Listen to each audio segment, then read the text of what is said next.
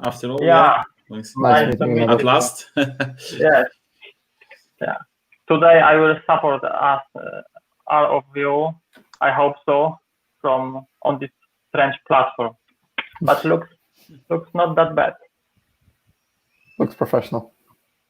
Yeah, it is pretty good. Oh. So we are live.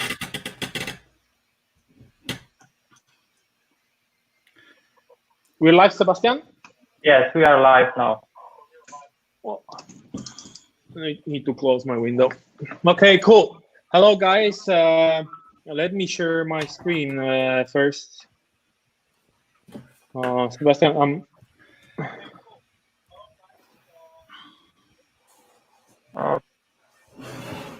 Okay, your stream is on the screen. Okay, perfect. So hello, everyone. We were supposed to start at 6 o'clock. Some small technical challenges we had, but hopefully we're online right now. So welcome to the 9th meeting. This is actually an online meeting of two Polish GDG cloud groups, GDG Bydgoszcz and GDG Cloud Warsaw. So because of the pandemic, we obviously went online and we started working together to deliver content to you of the things that might be really interesting. Okay, where can you find us? We're on Facebook, YouTube, LinkedIn, Meetup, and Slack. That's where you can find the GDG Bydgoszcz. We're a couple of guys that work here in Poland, in Bydgoszcz, myself, Jarek, Sebastian, and Michał. Okay, and today we're going to talk about Google Cloud certification. So we have on the pipeline, we have a panelist with Mr. Nabil, Mr. Dmitry, and Maciej, who's going to join us in just a couple of minutes. But guys, I'm really excited to talk to you. I met with Nabil and Maciej in person. Dmitry, we know each other from LinkedIn. Very excited to have you here, to have you as our GCP certified champions. I think we'll have a chance to introduce what you guys do in life. How did you start doing your certification? So really excited.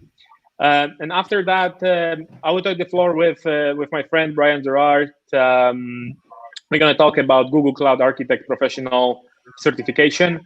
So we'll show you actually how to start with the first certification on Google. If you're not familiar with Google at all, or you've never been doing certification, we hope that we can encourage you to do it and give you a path how to start. And last but not the least important, we have a couple of ebooks available to give away at the end of this meetup. So stay online. We'll ask a couple of questions related to GCP certification or GCP in general. And we're going to ask questions, and the first person the first person that will answer the question on the chat is winning the book. The important thing is that if you log into the chat, your name or your nickname, it needs to be the same that you use for registering for this meetup, because otherwise we're not able really to find out who you are. So just if you want to participate, please make sure that you log in with the same credentials to the YouTube stream. Or yeah, I think that's the only option. Okay, and the first session. So guys, let's start the first session of the panelists. Again, I'm really excited to have you here. So I think, Sebastian, can we just move from the presentation mode to the to show the video? Okay, what you need now? Yeah, I think that's it. Yeah, right. So we can see each other. It would be easier to interact. Okay, awesome. I think we still don't have Maciej, but I hope when he shows up, if you can bring him up. Okay, so let's start with Mr. Nabil. So tell me, Nabil, what you do these days, and how did actually certification change your life? Yeah, well, the certification journey took me to the stage where I'm full-time GCP trainer with a company called Jellyfish. So started the journey probably 2.5 years ago. Main driver was Mr. Konrad. He keeps setting the bar high with certifications. So it was kind of a competition between a few of us when we work with authors. So what do you basically want to know about the journey? Is it the way we prepared, the way we took it, the way we... Yeah, I actually wanted to know if it's worth. So can you actually encourage? Looking back, like you said, we started this journey like 2 years ago. Looking back at this, would you just go for the same journey again? Do you think it's worth it? Oh yes, I know it's definitely. I mean, big effort, right? Yeah, definitely. I mean, my background is I used to be a database consultant, Oracle and SQL, and then I moved to do consultancy and backup and recovery, disaster recovery, and then going to the Google Cloud. It took me to basically being a cloud consultant, then a cloud architect, then a solution architect, and then basically now focusing in just doing training. So all that experience now I can take it and give it to delegates where I do training and stuff. So it did change my career with a great deal. Basically, yeah, it took me from doing database and disaster recovery to being mostly focused on Google Cloud. So yeah, it's been really, really good and rewarding, the hard work that we've done. So it is really good. Yeah. So definitely do the same. Definitely. Yeah, definitely, without a doubt. Yeah. I mean, the learning journey took me, and I became very passionate about Google Cloud specifically. So the role that I'm doing now is I'm working with Google Cloud on a daily basis, and passing on the knowledge to others and stuff. So it's really from basically satisfaction of the job that I'm doing, and rewarding from terms of the work that I do is really good. Yeah. So I encourage everybody to, and the driver was from that was, I know that with like other cloud providers, they do the same. And when Google Cloud came in, I looked at it and said, for example, how many people are certified in Google Cloud and how many people are certified in AWS or Azure, and felt like there is a gap in the market, and still there is a gap. Mm-hmm. So it's companies are looking for certified Google Cloud architects, certified Google engineers in different areas, data engineers. And now there's more focus on specialization, like machine learning, for example. Now there is a new certification that came out for a machine learning engineer. So they keep focusing and specializing in different areas. Yeah. So I encourage everybody to follow. Awesome. Thanks for that, Nabil. And Dmitry, I understand you're working in the engineering, while Nabil is working more in the education now. How did your journey with GCP start, and the journey with certification? Sure, it's a bit of a story, but I would love to tell it. Essentially, I'm working for UK's fastest growing online travel agency called Love Holidays. And I've been with the guys for just over 4 years. And like many companies 4 years ago, we've been running on-prem, and cloud was a dream. So when you ask people, well, cloud is a dream, so which cloud are you going to go for? AWS would be a default answer to here because, well, it was an absolute market leader.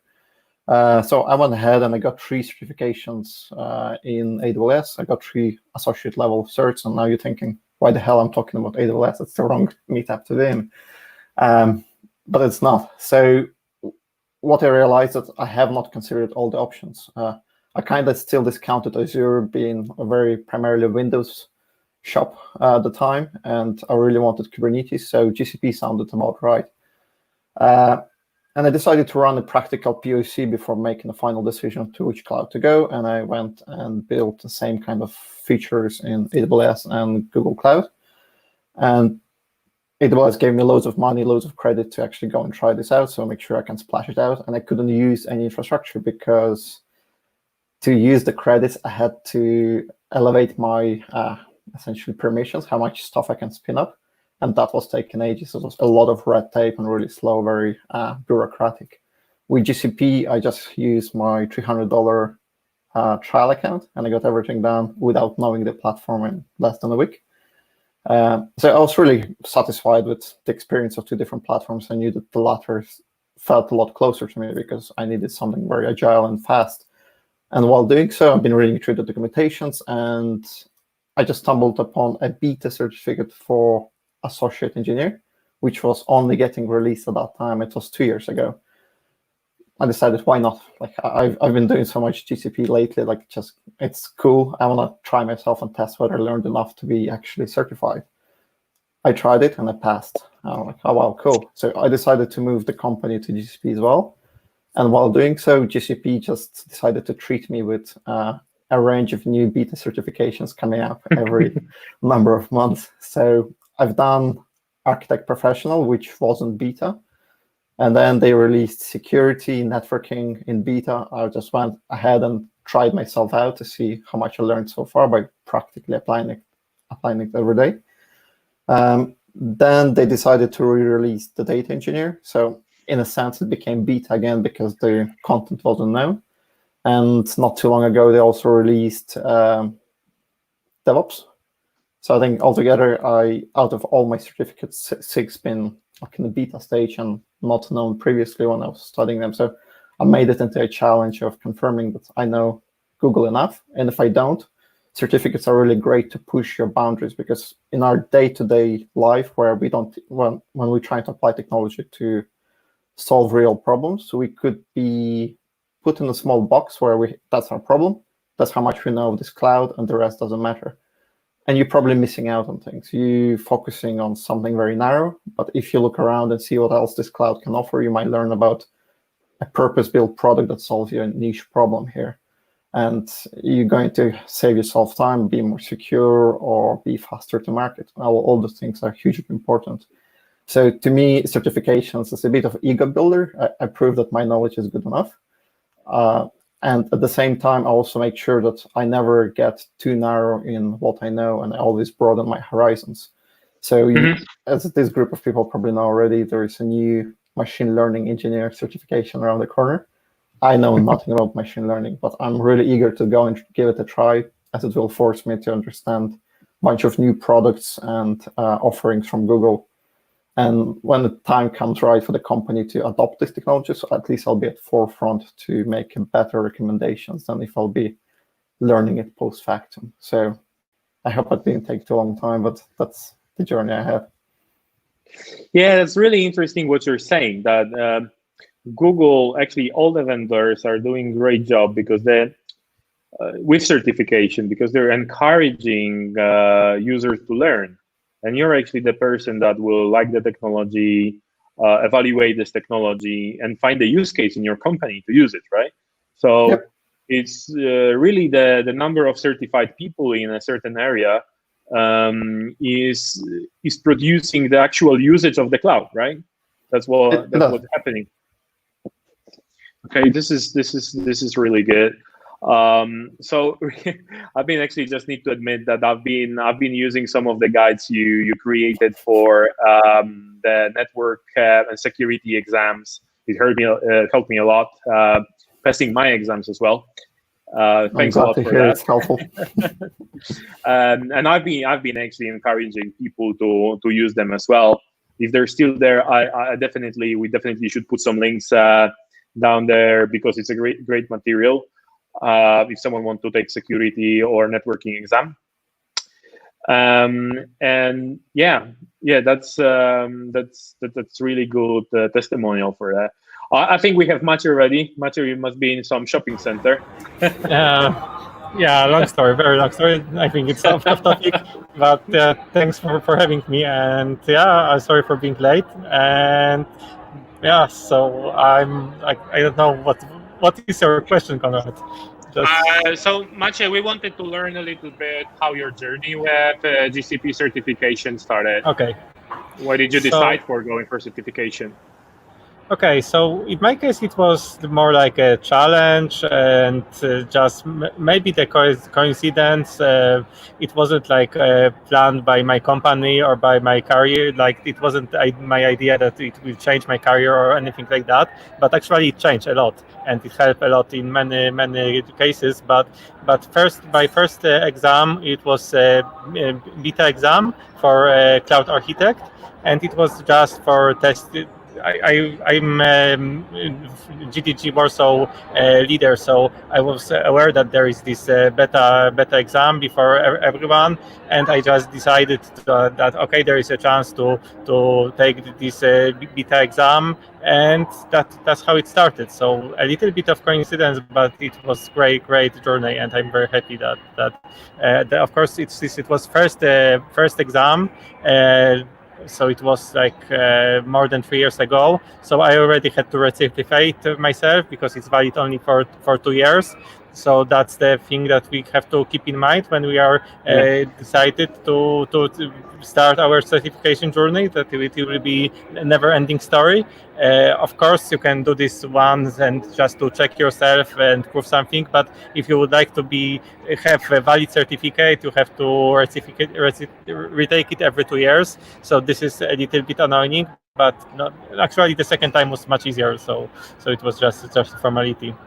So yeah, basically that's my journey, and I think that would be the other question, how it's changed my career and so on. So I think I will stop on this for now. So Maciej, actually, you mentioned one important thing, that the certificates are valid for 2 years, right? Can you just tell us a little bit about the recertification process? Because that's important. If you decide to take the certification, you need to be aware you will need to recertify in 2 years. Okay, so I think it's not that complicated. Like there are no many differences. Actually, this is the same exam as for regular certificate. It's not. It isn't easier or harder. It's exactly the same.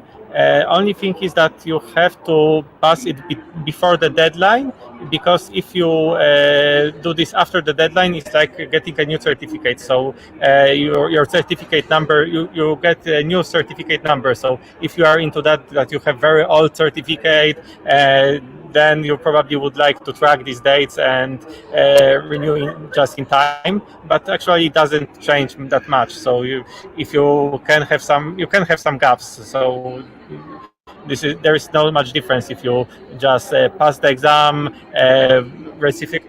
take the certificate before the deadline or after the deadline. You are still certified architect or whatever certificate you have. So there is no rocket science there. It's the only thing that you have to remember about this. And Maciej, so what would be your tips for those who want to recertify? Like, what materials would you use? Would you just go to Google Docs and see the GCP documentation and just see what new services have been there? Because obviously it's very difficult to follow, right? Google is releasing new things every week.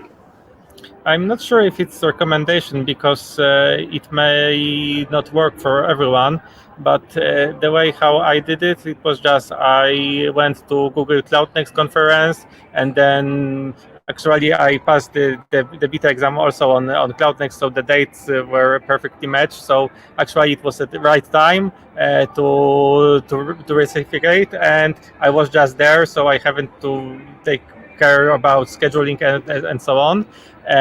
So I just went to the exam and passed the exam, and I think I haven't prepared that much besides being on Cloud Next, so listening all the talks and so on. I'm not sure if there is any special preparation needed. It really depends if you are active so there are two years and between certification and certification. So if you are active during these 2 years, I think you can just pass it without much preparation. Of course, if you just pass the first one and then do nothing, then you have to just learn everything again, probably, if you just try to memorize everything. But if you have practical experience, certification is very easy. And of course, cloud is changing a lot, very fast, but certificate exams, if I remember correctly, it's quite similar. There are many general questions. Of course, there are the NDA, so I would prefer not saying much details about all the questions, but they are quite general, and there are, of course, some questions about some specific services, but I think it's more like how the exam is. I'm talking about architect exam, cloud architect. So there are many good practice and some general common sense related questions. So it's always up to date. Okay, perfect. Thanks, Maciej. So if we are, I think I'm just looking at the live chat. People are asking about, motivation, about getting recertified, and having in mind that you guys, Nabil, Dmitry, you have like 8 certificates, and you didn't recertify yet. Can you tell me like what would be the motivation for you to recertify? Nabil? Yeah, I need to catch up with you. Basically, I can't. You're already 10. We're 8, and we. You keep, raising the bar high. So yeah, I mean, on a serious note, yeah, I mean, I've got 8 certifications. So I think my next certification coming up in I think end of October. So it's very important to keep up with that, because there is. I think here. Yeah, yeah. So if there is any new services that came out, they were going to include them in the exam. So one of the reasons to keep recertified is to keep up with the updating your knowledge about the services that came out, and it's even more important to me now that I'm a trainer.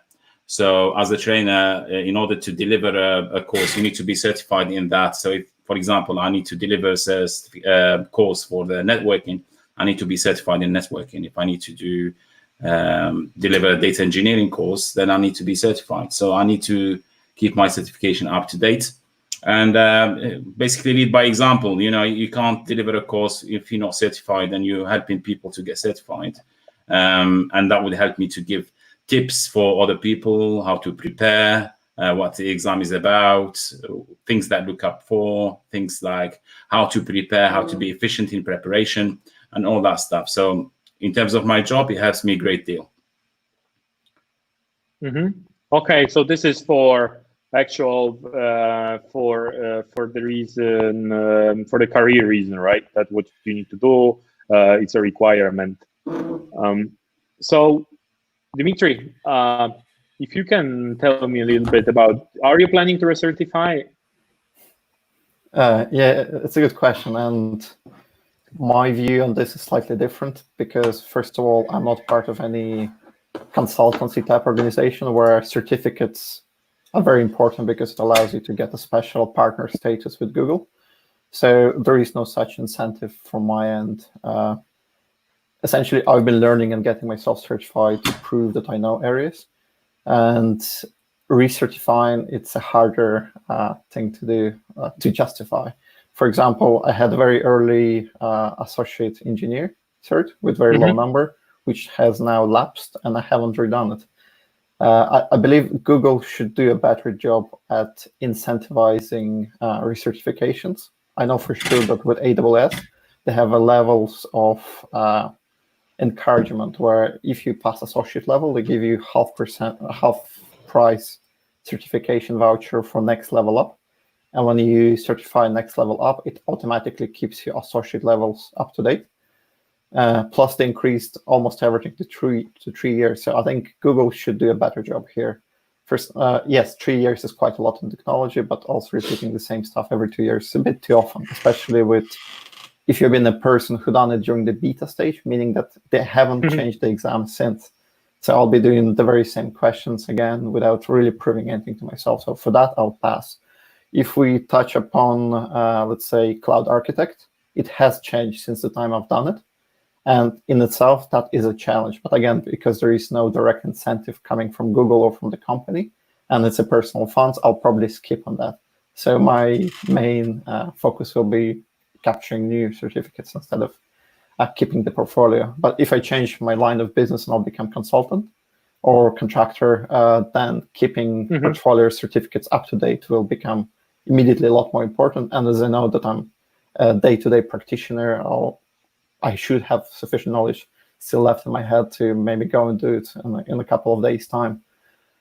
So essentially, that's my strategy. It may not be applicable to others. Yeah, that make perfect sense. I think the feedback that you're giving is valuable, also probably for Google, because the Google certification is pretty new on the market, right? It's like 2-3 years maybe. So I think this will be modified in future. I myself looking for getting the certification expiration extended, especially if you have so many certifications. It's quite difficult because you finish your journey and you need to start to recertify, right? I think it's fair to say that the certification of Google is very much oriented on the job role, right? So I don't think they are actually expecting you to get all of those certifications, because it really depends on the job role. So perhaps you will want to renew the certification that you specify in. So let's say Cloud Architect, ML, DevOps. But to go through the whole journey, you really need to have a good rationale behind it. So I'm going to start my certification in October as well. So it's going to be interesting journey. So Nabil, we're again on the track. It should be a lot easier second time around. Yeah, definitely.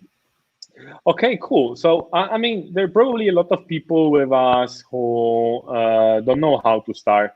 There's so many materials. You're Nabil, you're working actually for a training company, right? So you do deliver official training.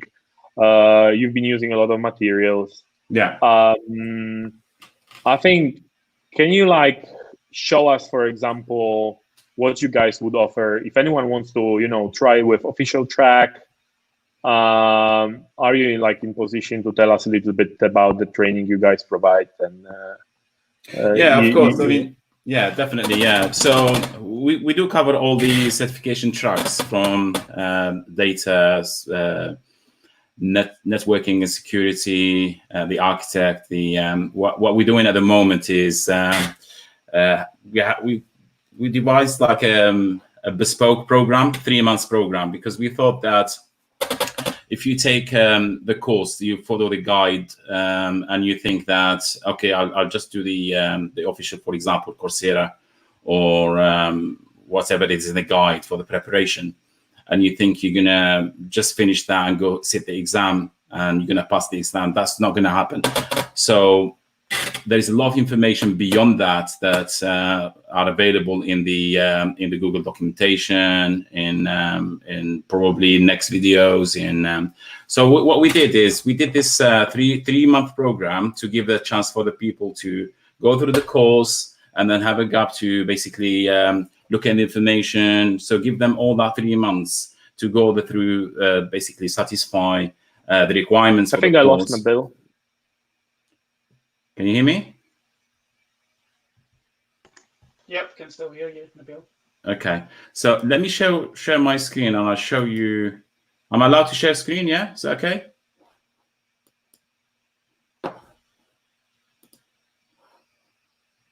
So I think Konrad has some audio issues.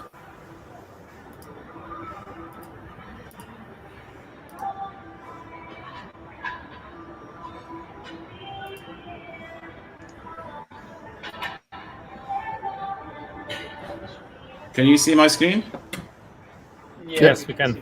Okay, so what we did is we prepared this. I know that mostly people are interested in two tracks: the cloud architect and the cloud engineer. So what we did is we did a three months program where the delegates will be getting support throughout this period. So we start them with a 1-day course, free course, to get them started for people who are not familiar with Google Cloud. And then we take them through the official training courses that are official by, they are basically devised by and prepared by Google. So those courses are, the official trainings that any training provider will be using.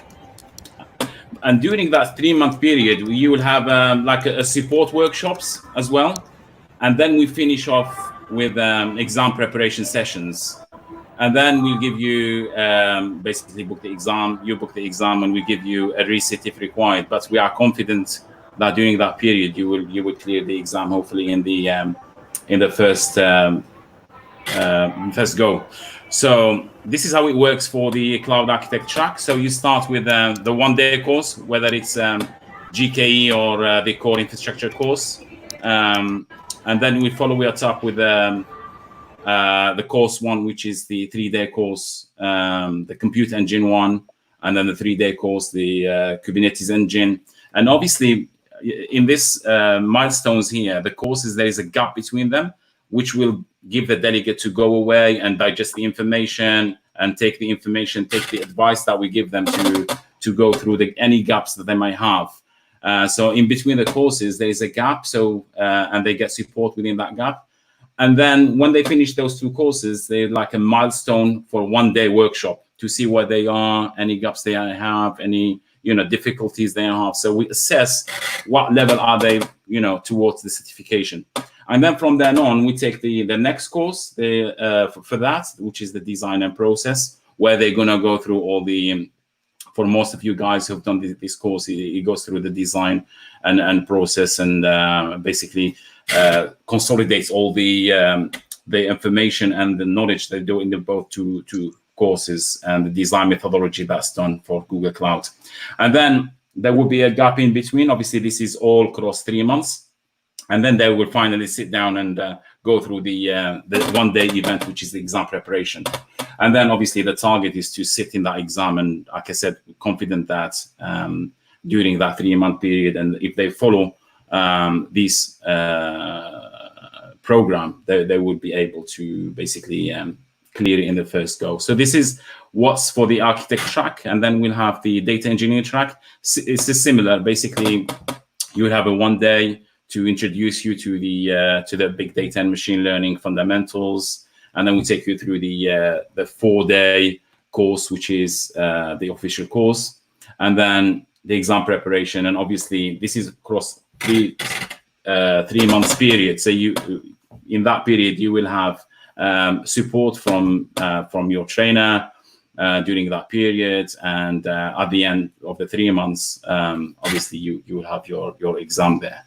So if anybody wants to know more about this, so just get in touch with me and give you further information on how to enroll in this program. Awesome. Thanks a lot, Nabil. That's really useful. I mean, this is definitely a way to go forward if you want to go with the official training, and you can budget it in your company, and you actually want some help on this.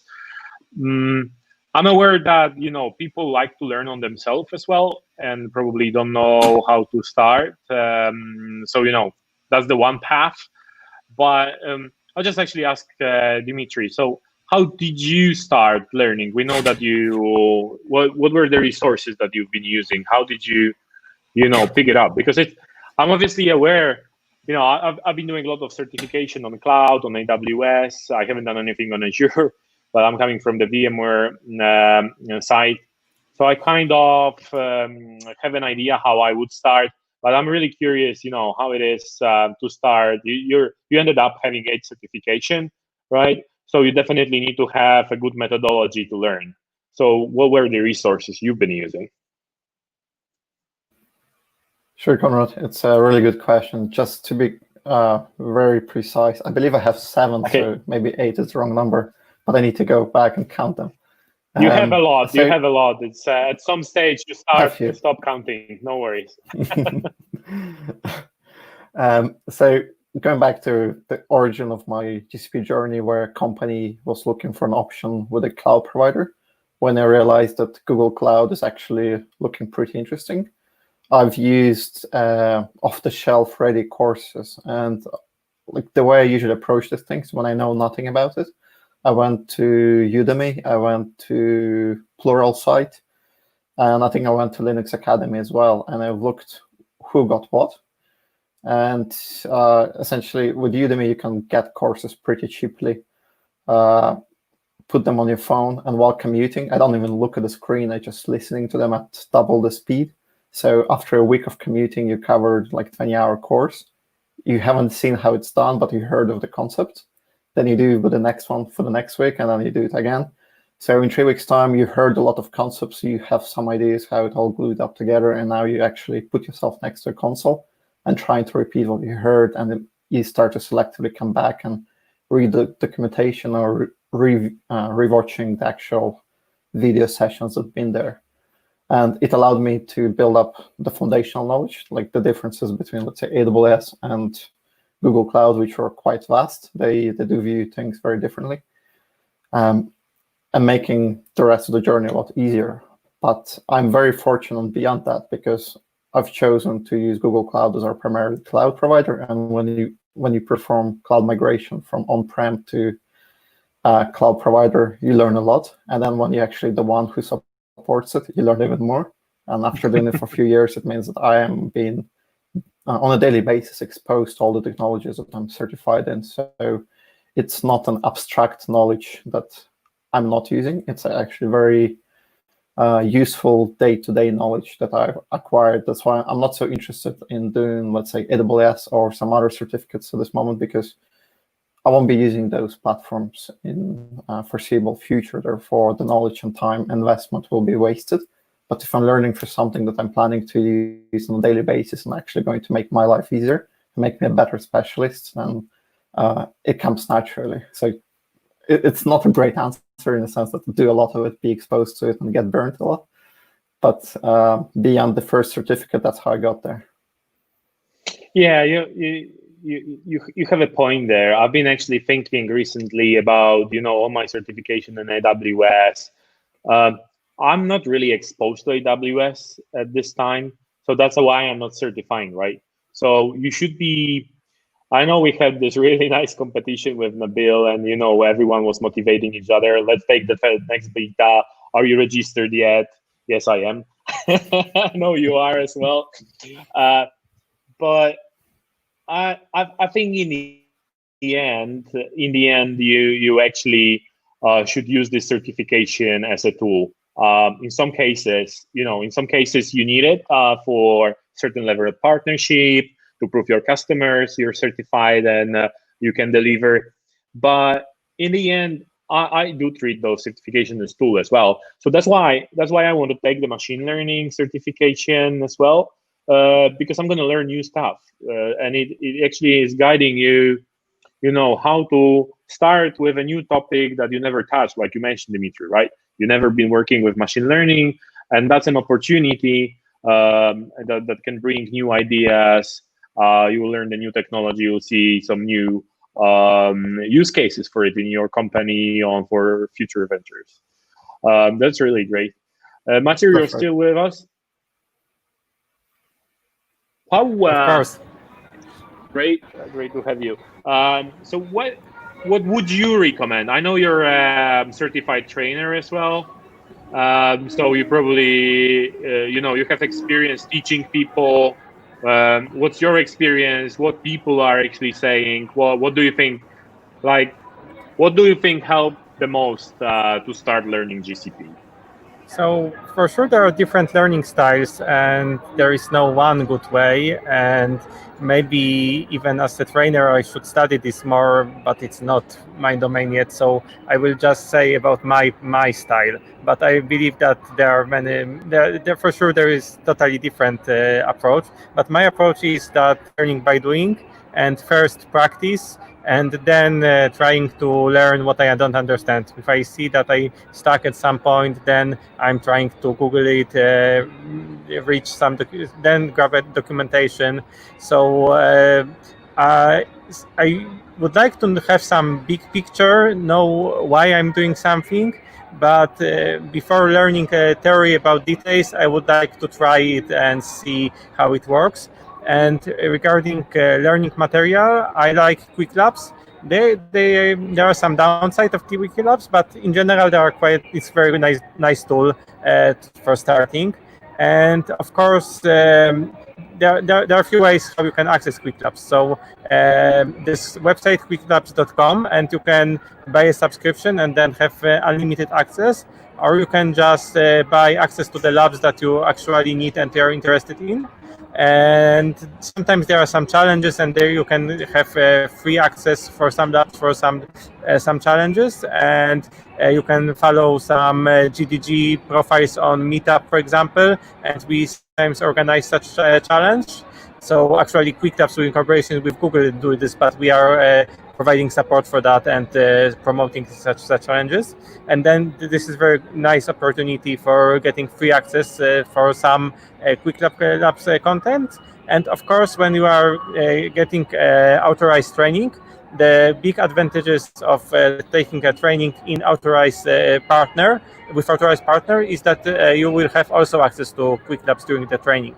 So that's the main advantages why you should choose working with authorized training partner instead of some random consultant. Of course, sometimes random consultant can have very good knowledge and can be very good instructor, but this is the official course from Google is quite well structured, and also there is access to Quick Labs, so it's quite good advantages for official course. And of course, there are some online courses like Coursera, for example. So actually, when I was preparing for the exam, it was beta, as I mentioned, but the content, there were already some course on Coursera. So I was actually looking a little bit into this Coursera course, maybe not in deep details, but it helped me a little bit to prepare to my first exam. So I think that's a very good way to start. Yeah, we've been mentioning the beta exams for quite a while here. What's your thoughts on this, guys? Nabil, you how many beta exams have you taken? 2, 3 already? I've taken 2 betas. Yeah. What's your take on it? Is it worth going for beta in your opinion? Does it make sense? Yeah, it's of course cheaper, right? To take it. It's cheaper. It gives you a wider understanding of what the exam is about, because it covers all the questions. It's not like so it's a 4-hour exam instead of 2. So you will be covering all the questions that would be available in the GA exams. So it's well worth going through the preparation and doing it. So yeah, definitely.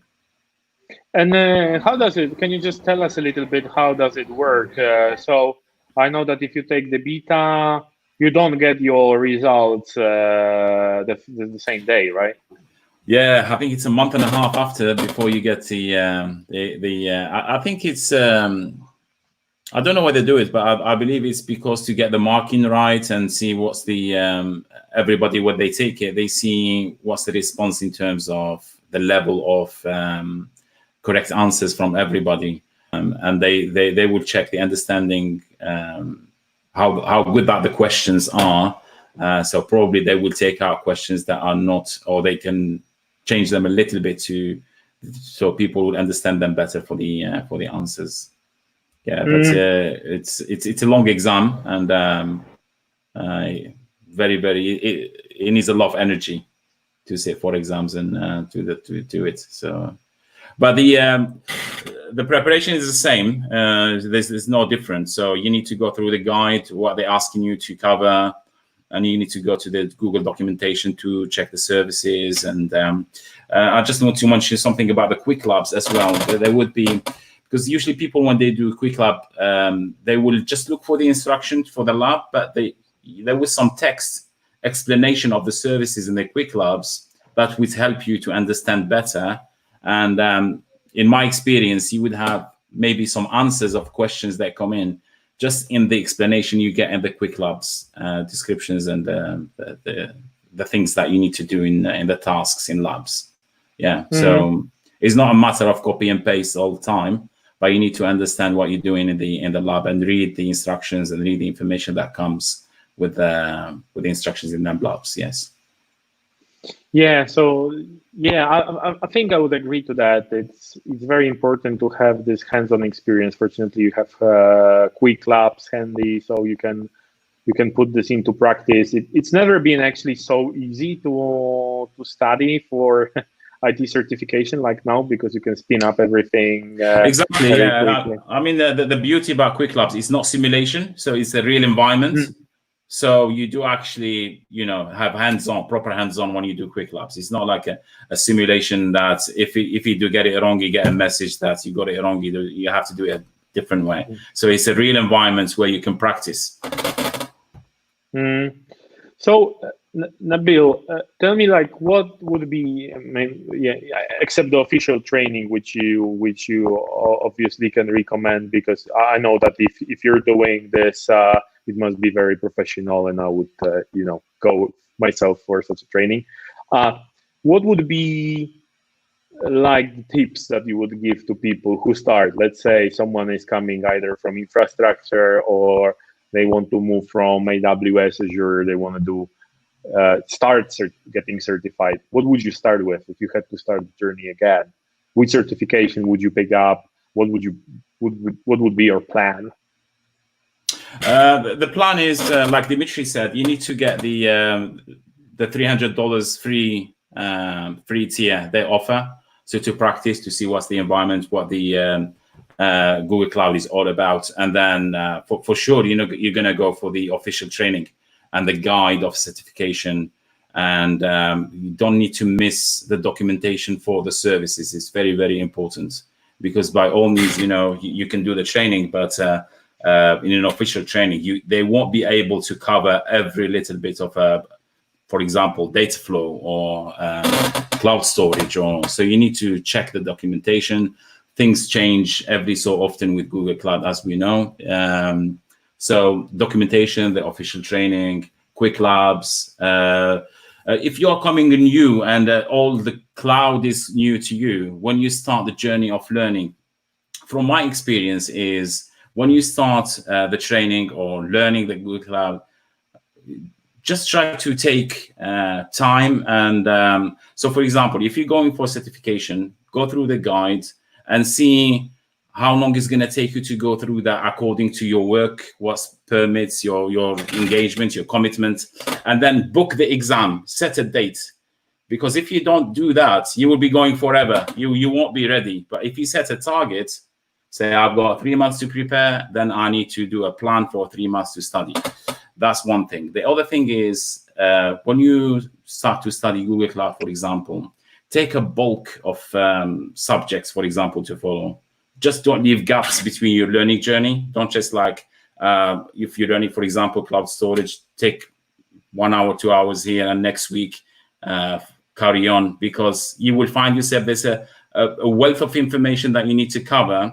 If you leave them gaps, you will find yourself that you forgot, and then you need to go back and cover what you learned. So, take chunks of time to cover big, amount of information that you need to cover. So this is like few tips that I can give for my learning journey, my learning style. Obviously, people's learning style are different, but this is what I can find it's been effective and useful. Okay, thanks, Nabil.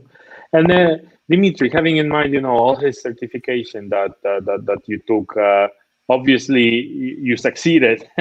So the question would be, would you do anything different? Can you think like from, the time you spend, would you do something different in the way you've been working? Would you recommend some favorite sources for studying GCP? Yeah, sure. So the only thing that I would probably do different myself is to start considering Google Cloud earlier. I feel like I didn't took it serious enough soon enough. And remembering all the pain of maintaining on-prem infrastructure, I'm so glad I'm far away from there. So that's pretty positive feedback. From the resources that I like to use for studying, I really don't have like one shop fits all, because I'm combining, again, as I said, practical and theoretical knowledge. And for the theoretical knowledge, I use multiple providers, and I cannot say I have a favorite. Coursera, as it's developed by Google, is pretty good, but it's also quite high level. So do not expect that you can go through Coursera and be ready for your real certification. You're likely to fail if you won't spend time practicing what you saw there. From all the certifications that Google got, I think most common sense ones are architect and DevOps. It's rare for, like, Google is really good in this sense, as I have experienced AWS certificates in the past. With AWS, if you don't know the answer, then you should choose the most AWS answer there is on the list, because that's what they want you to answer. With Google, they don't push you towards a Google brand. So they ask you a good architecture or best practice questions, sometimes related to developer culture or SRE practices or deployments or architecture. And you should answer what you really truly believe is the best. Even if you never touch the Google Cloud, you'll be able to answer this question. So if you're coming as an experienced infrastructure engineer or architect, then with some of the questions, Google will be easier than others, because they do not try to put you in a trap. They actually just want you to know the best, truly the best practice out there. Yeah, I kind of agree with that, because I've seen there's been like a choice of different CI tools in the questions, and the answer was actually Jenkins, not Cloud Build. So yep. I definitely agree with that. Okay, cool. Thanks, guys. So Maciej, just to wrap up our conversation, probably we would be able to talk here for a couple of hours. I'm not sure if our audience would be ready to stay with us for such a long time. There's been a lot of good tips actually here, guys. So Maciej, just to wrap up, some other tips, just to, someone is not sure if they should take GCP certification. How do you think it can actually affect people's career? Do you see that there is still a demand for GCP certified guys? Because I'm actually, I'm on LinkedIn. I'm linked with a lot of people from the GCP world, right? So I see new certification coming, and to me, it seems like everyone is doing GCP these days. Do you see that there is really a demand for certified people, for GCP experts on the market? Does it make sense to consider moving from other cloud to moving your career? I'm not saying maybe, in terms of moving your company into GCP in sense of technology, but is there demand on the market, right? Yeah, so for the other cloud, it's a little bit a hard question, because I believe that, for example, other clouds, let's say, there is also very huge demand for certificate people in other clouds. I just prefer Google Clouds for how it works, and I prefer just working with Google Clouds. But it's not that obvious that from career point of view, it's a good idea to switch from other provider to Google. But from changing the career from infrastructure, for example, or even from developer to architect, I think it's very good idea, and it's a huge demand. So I see a lot of questions about certificates, and especially in Poland, because we will have this new region. and I think Google and all the cloud providers doing quite smart job here, quite good job with the idea that all partners has to meet some criteria, like having some amount of certificate professionals on board inside the company. So, for example, to become authorized training partner, you have to have minimum 2 people with certificates in your company.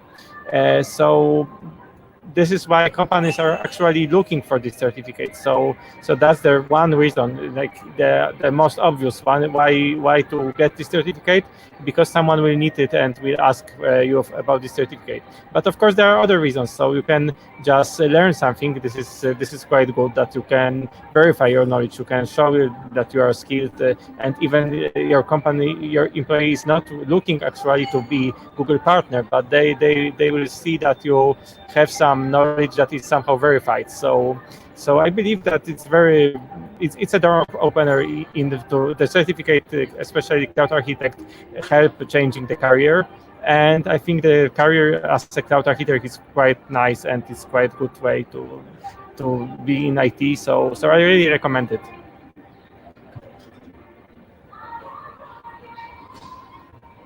Konrad, you are muted. Sorry, I was muted. So I do see actually on the market that the recruiters, they're actually asking about specific certification.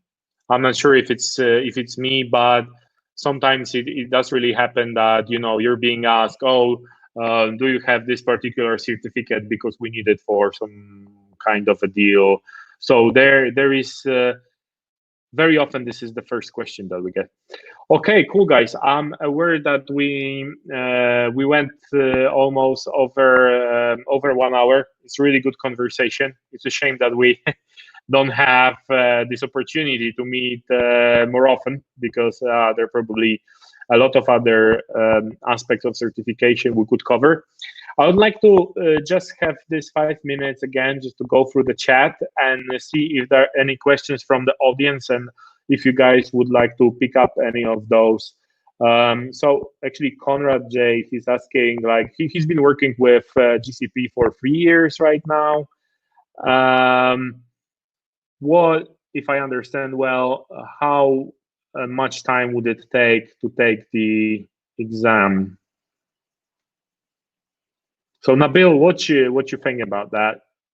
If you're having hands-on experience, how long would it take to prepare for the cloud architect exam?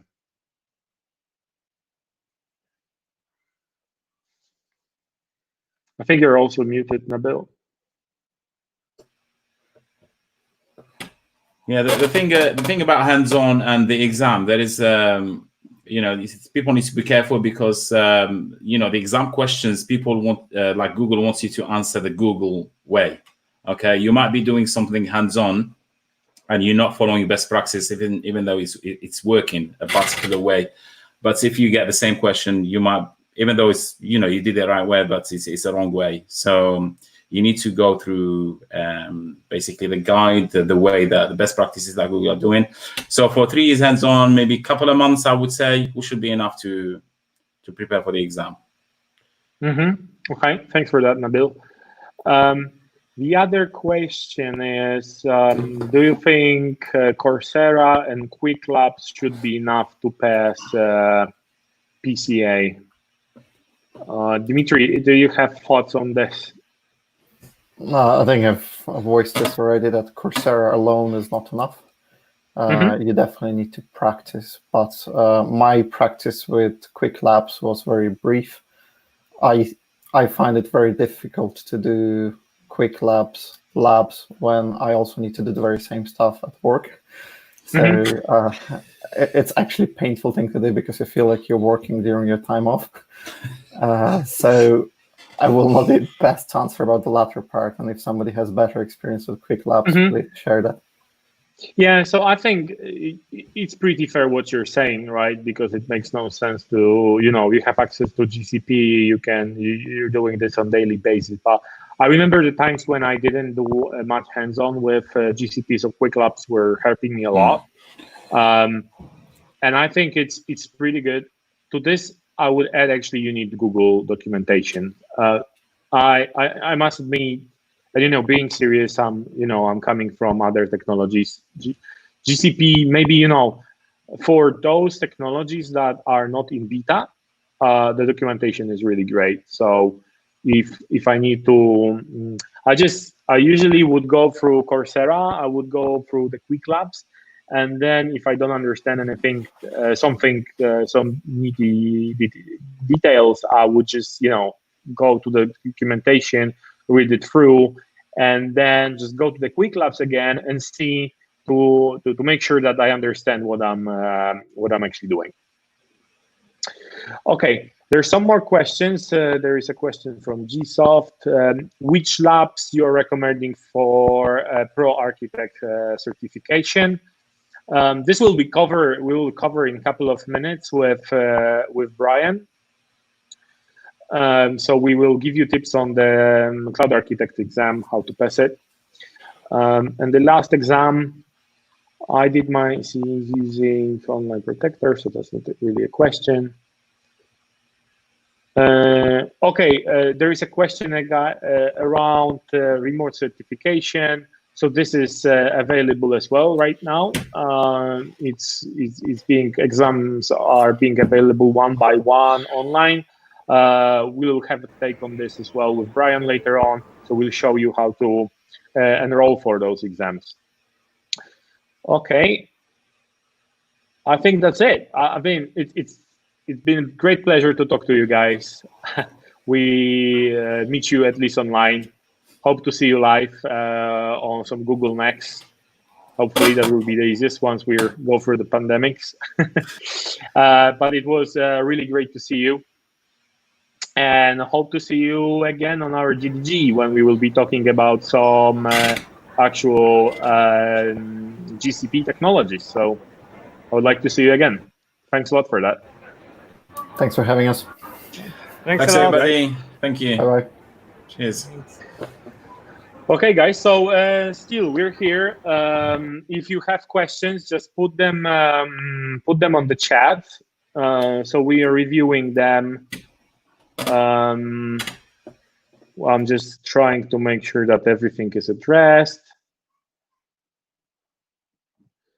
Okay, so we will start now with Brian. We're going to start a session on how to get GCP Cloud Architect, Google Cloud Architect certified. So we actually have been working with Brian, I don't know for how long, probably 5-6 years. Yeah, I'm not sure, Brian, if we can hear you well.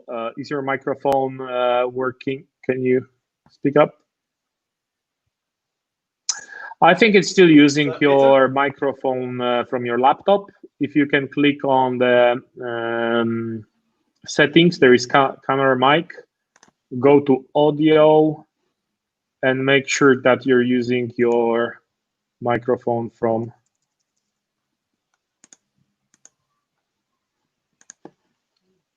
your headset.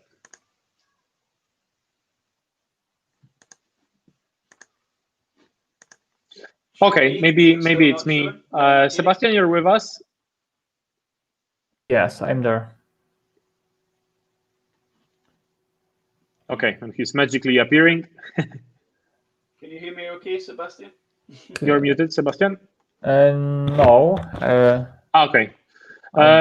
Can you hear Brian okay? Looks like it's a little silent. Daniel. Okay. But we can still hear you, Brian. It's just lower than Sebastian. But that's fine. Don't worry about that. I'll just like to remind you again, guys, about the giveaway. We will be giving away ebooks. Those ebooks that help you to prepare for the exam. That are authored by myself and Brian. So make sure that you join the meetup with the user you're using to join the meetup, so we can identify you later on, and we'll be sending the books through email. Okay, let me share my screen now. Just to check. Yeah, it's better, definitely Konrad? better, Brian. Okay.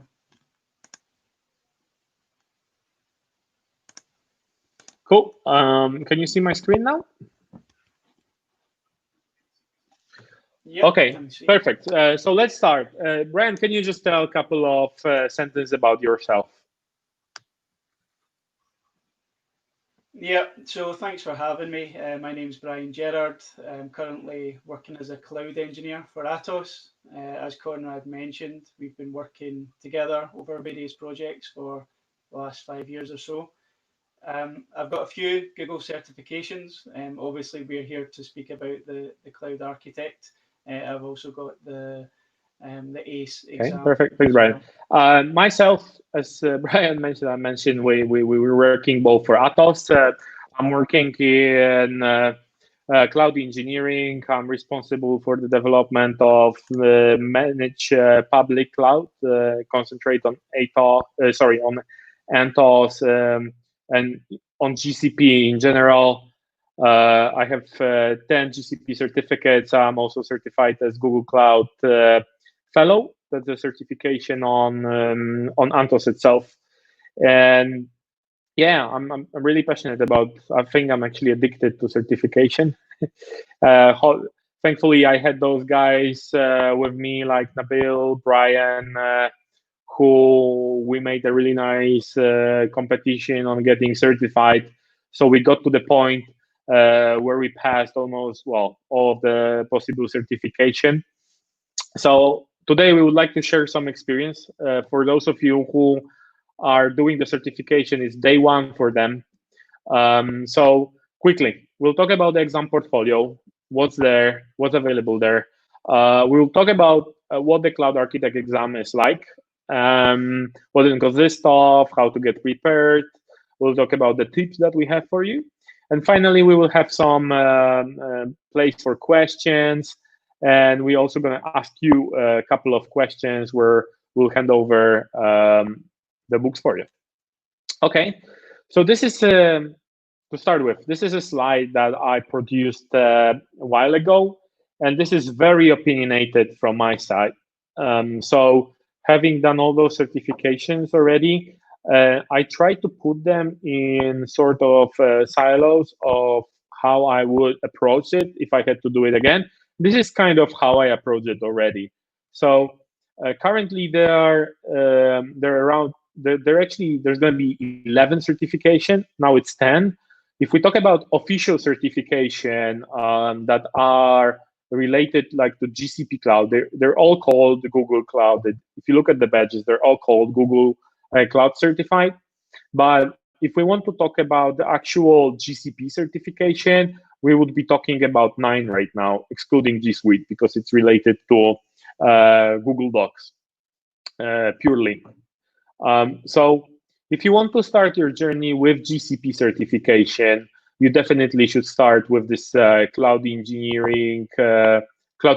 or cloud architect exam. So my personal view, if I had to start again, I would start with cloud architect, because it actually gives you an overall understanding of GCP, and it will help you to pass other certificates throughout your journey if you're aiming for that. You could argue that you should start with cloud engineer, but I really think that once you have a full understanding of the main services that there are in GCP, it's much easier to do the engineer exam. The engineer exam requires from you to be able to perform engineering tasks, operational tasks. So there's a lot of CLI, there are a lot of questions about operations, while the cloud architect exam, it's more asking about how to design things and why to choose certain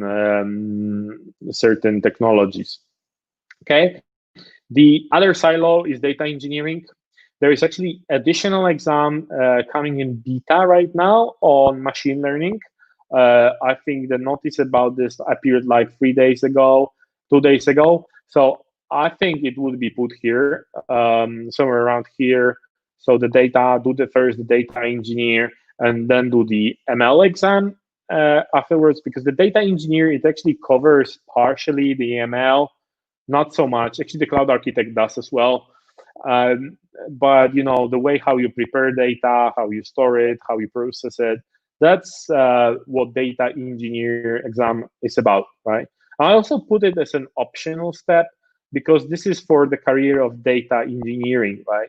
So it might be quite difficult for you to switch, because those exams, like the fundamental ones that I have here, the network security, DevOps, this is kind of infrastructure and application, and this is around data. So, I must admit that this has been the most difficult and the most challenging exam for me. I probably have spent the most time working on this certificate.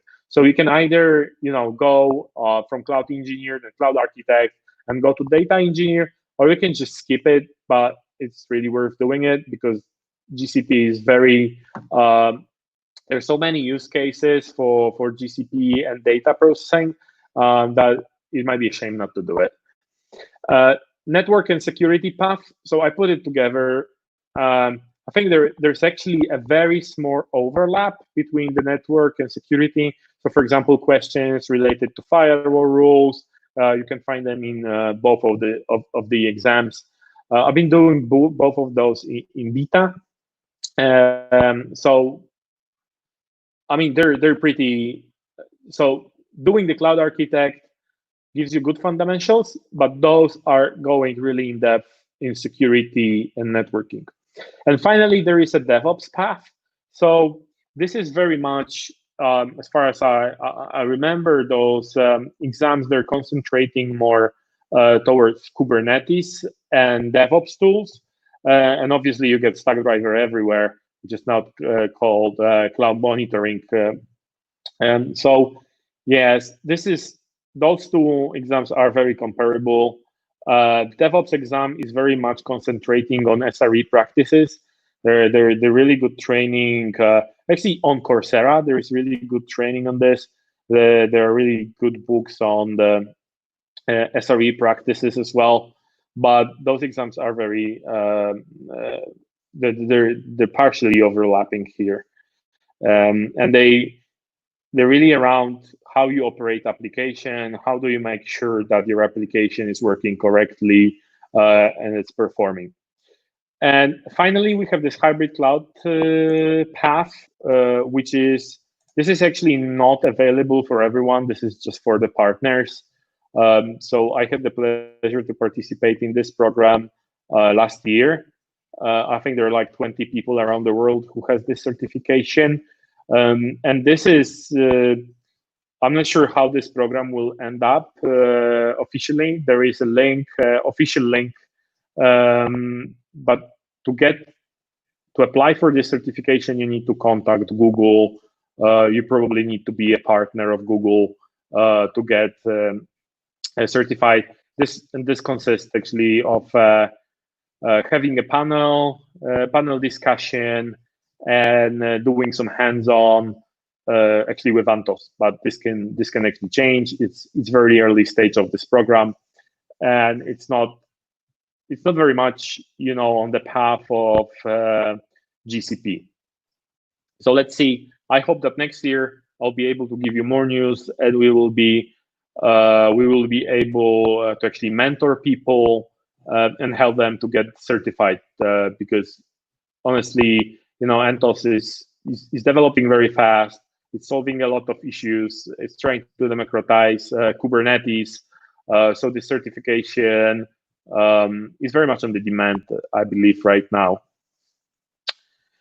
Okay, so having the understanding of the portfolio certification, I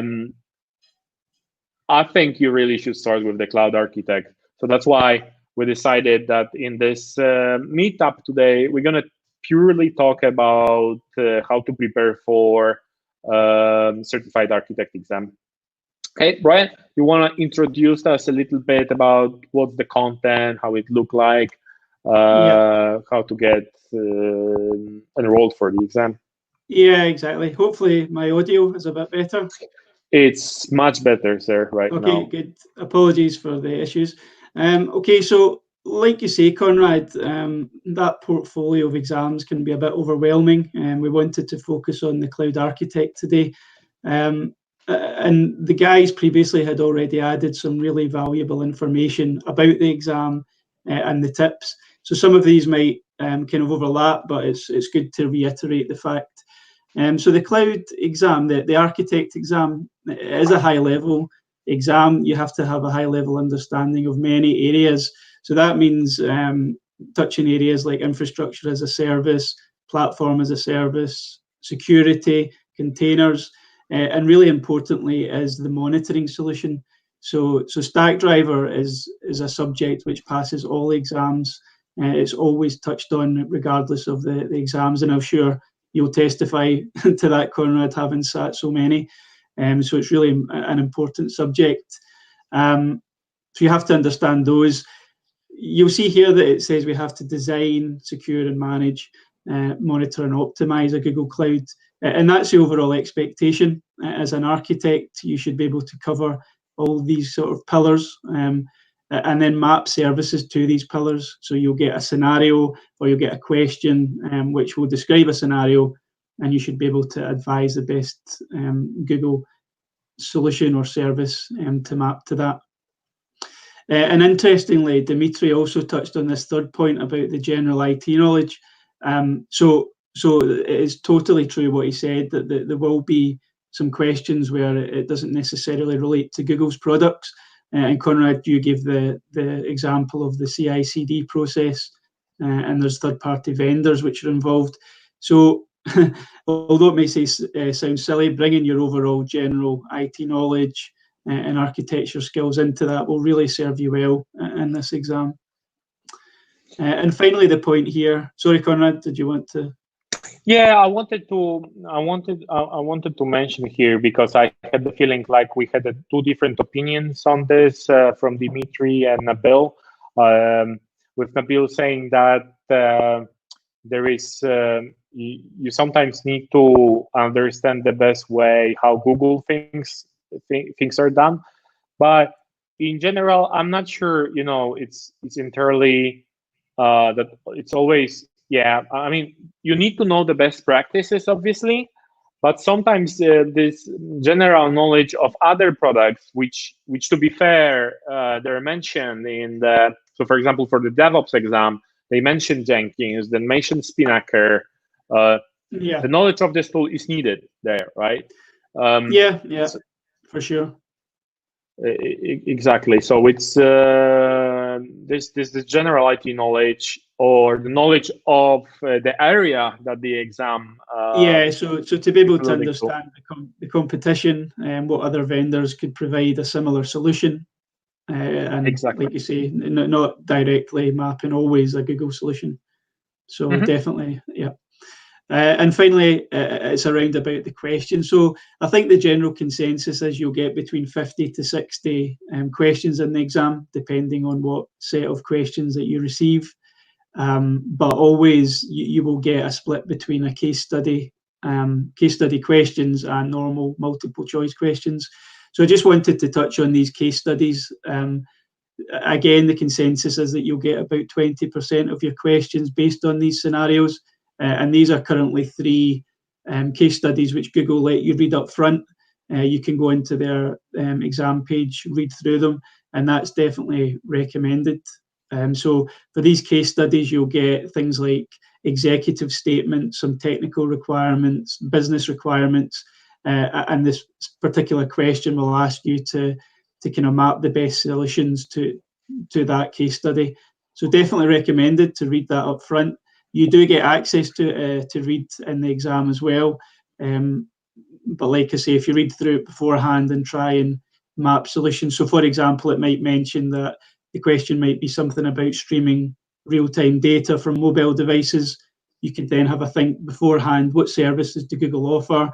You could think of things like PubSub and try and form a solution in your head. And then hopefully that helps you when it comes to the exam day. Perfect. Yep.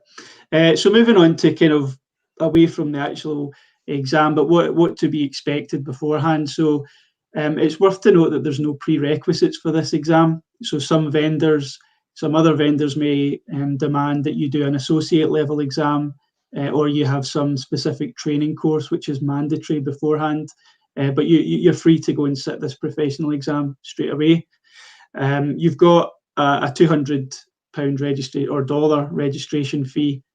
So I know that some companies may fund that, but that can be quite expensive if you're self-funding.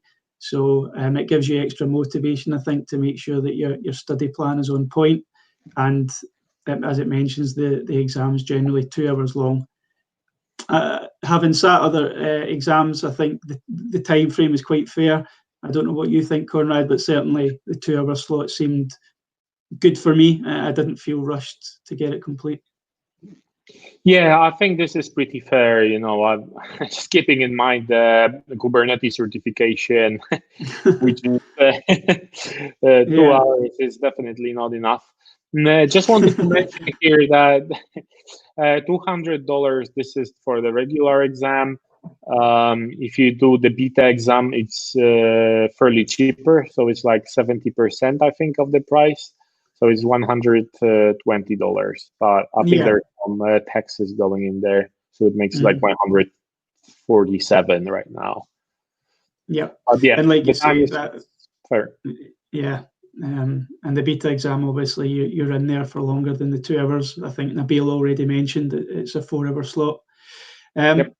Also worth to note is that you can't reschedule or cancel within 72 hours of the exam. So if you feel that you're maybe not in a good place to sit the exam, or you have to reschedule due to work commitments, try and make sure that's outside that window. Otherwise, you forfeit your $200 fee, which isn't ideal, of course.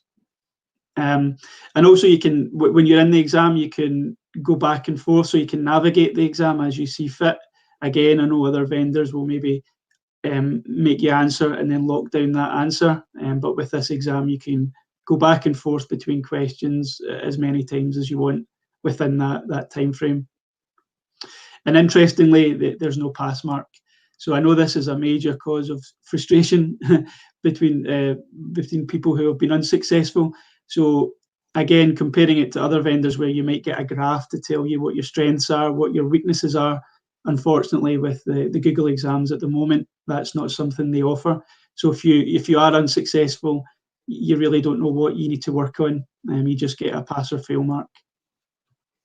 Yeah, this is quite unfortunate. I think we've been giving that feedback to Google. It's probably, hopefully, this will change. But yeah, that's the way how it is right now. Yeah, and just on unfortunately, if you were unsuccessful, just about the sort of dates for when you could reset that. So the first failure is 14 days. The next failure, I believe, is 60 days. And then if you unfortunately fail a third time, you're looking at a year before you can attempt the exam again. Yeah, but definitely with the tips we give you, that will never happen. Yeah, I don't see that for sure. Okay, if we just move on, Konrad, I think we'll speak about how we go about registering for the exam. Yeah. So I noticed in the chat that people were referencing the new remote option that Google have introduced. So with the current health issues and the COVID pandemic, I think Google previously didn't offer these remote exams, but I think it was touched on that they're starting to one by one release the exams. And certainly Architect, I think ACE and the Collaboration Engineer are the three that they currently offer. But given that we're speaking specifically about the Google Architect exam, you should have no problem registering to actually do that online. So as you can see, there's the Web Assessor web page. You have to have an account created up front, which is associated with your certification. So Konrad, you'll just show us logging in, having already created that account. And then it's pretty straightforward. Hopefully my password works. Yeah. And it does. It's quite straightforward. So you register for the exam, as you see. You can't miss that box. There's details there about if you do want to sit it in a test centre, the dates might be impacted with the issues at the moment. I have noticed that a lot of test centres are now starting to offer the exams again, certainly in the UK anyway, where we're maybe slightly behind the rest of Europe. So you can see here, you're just picking out the exam you want to do, and making sure that you select the correct language. And if you expand on I think if you, where are we? I think you have to go back up, Konrad. Yeah, so professional, if you just expand the box there, you'll see that you get the option to actually register online or the remote, the on-site. So once you've decided where you want to sit the exam, you just click Buy Now. And if you are doing it on-site, you just select the nearest or most comfortable exam centre, select a date that suits you, and then, of course, you pay for it, or you submit a voucher if your work's lucky enough to provide that. So probably very similar to what's expected with other vendors if you've done that. So like you see, you're just adhering to the policies as well once you've collected a date and a time, and you're ready to go.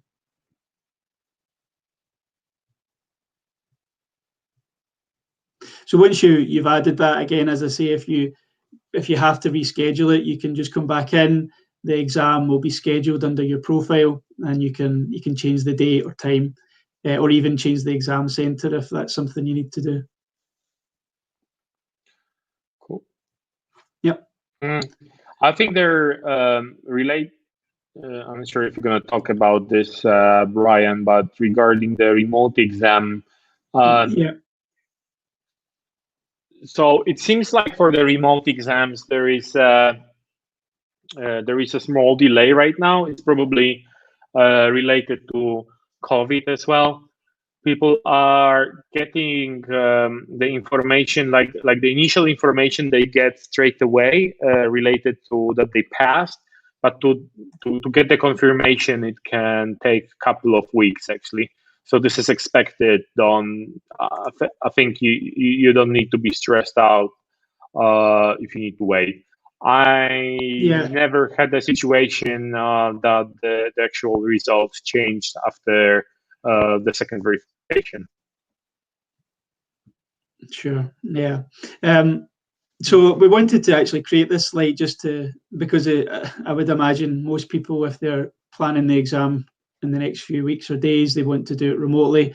So there's some feedback that I've got from a colleague who's actually sat this recently. I haven't sat one personally, but this is a feedback that he's captured.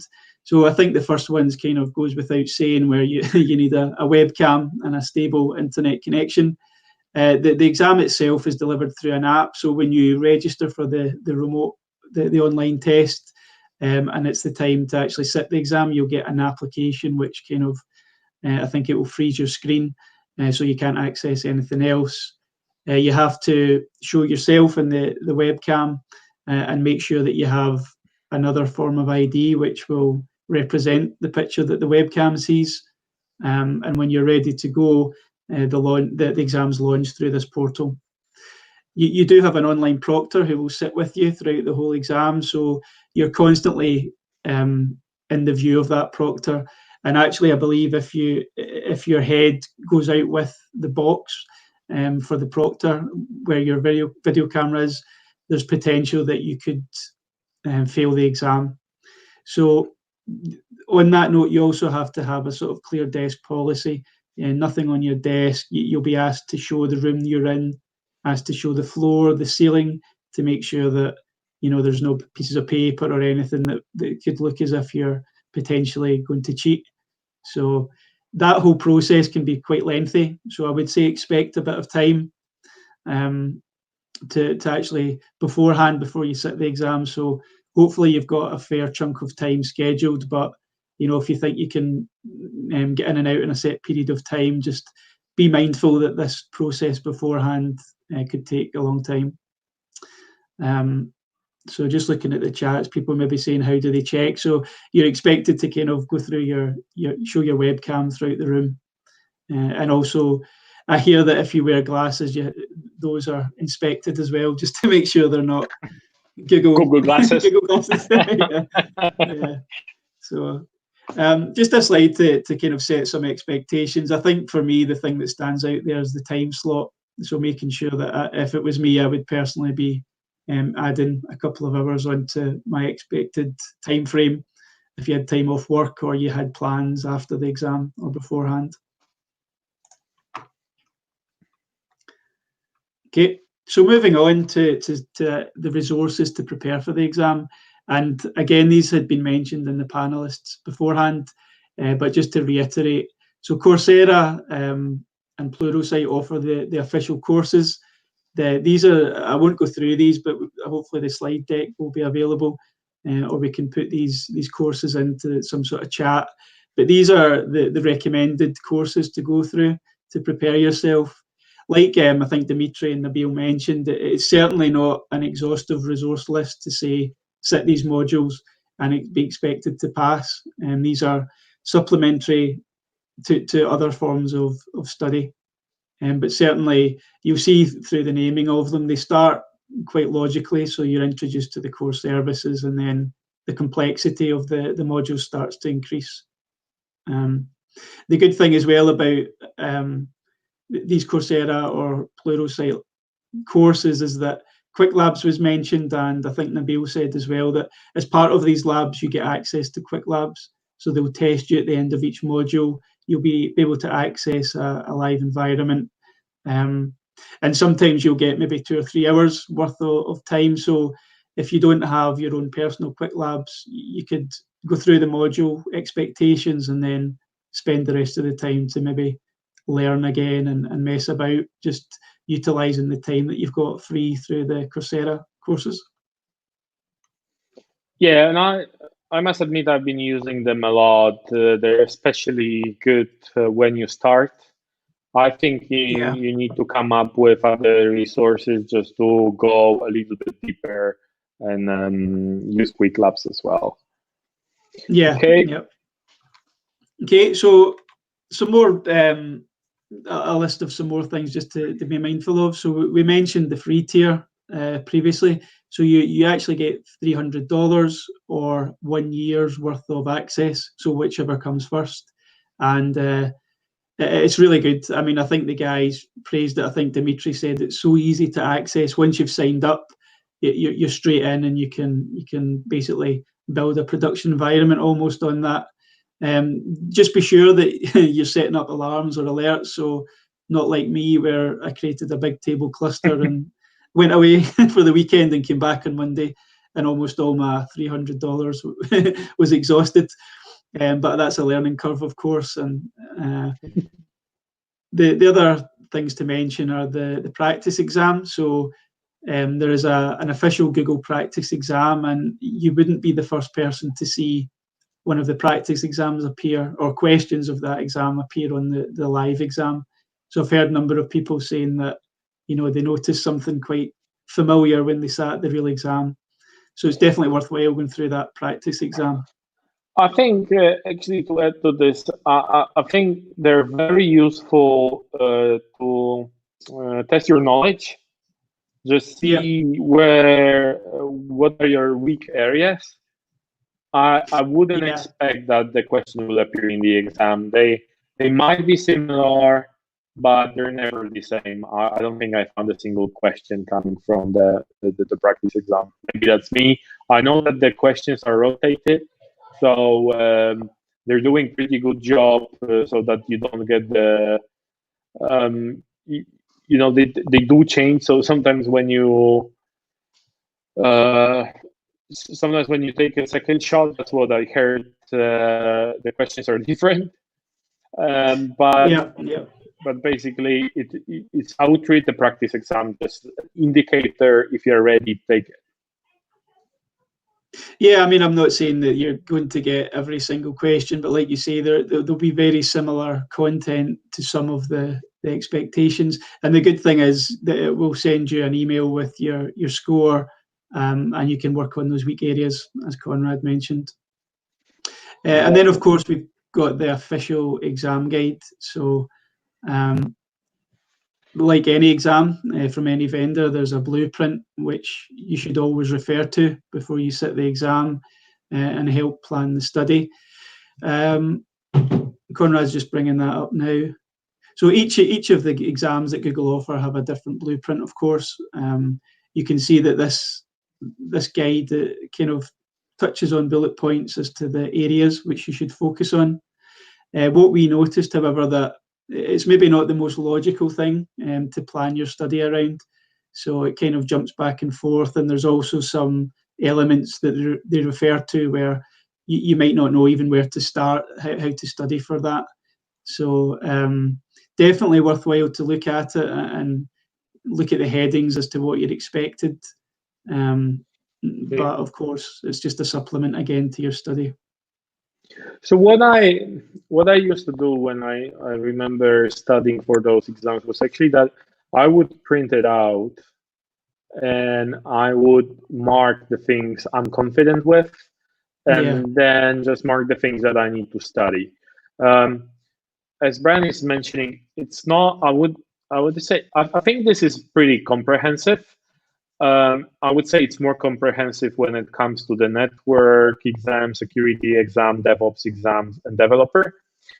In particular here for cloud architect, because this is such a wide knowledge exam, it's maybe more difficult to create a guide. So I think for this reason, when we've been working on the book with Brian, we've been looking at creating a different table of content, right? We have last year, actually, in October, we have released the Professional Cloud Architect Google Cloud Certification Guide together with PACT. And we've been looking at this table of content. So we rearranged this to allow people to start in like a logical order, because this is definitely showing you what will be in the exam. But if you need to start from day one and you start completely from zero, it might be a little bit challenging for you to start learning GCP. So that's actually the reason why we changed that, right? So we do actually have, we will definitely put this presentation, link to this presentation under the stream. You have a free chapter here. So a couple of months ago, we released a free chapter on Structdriver or now cloud monitoring. So this is available here. You can just download it.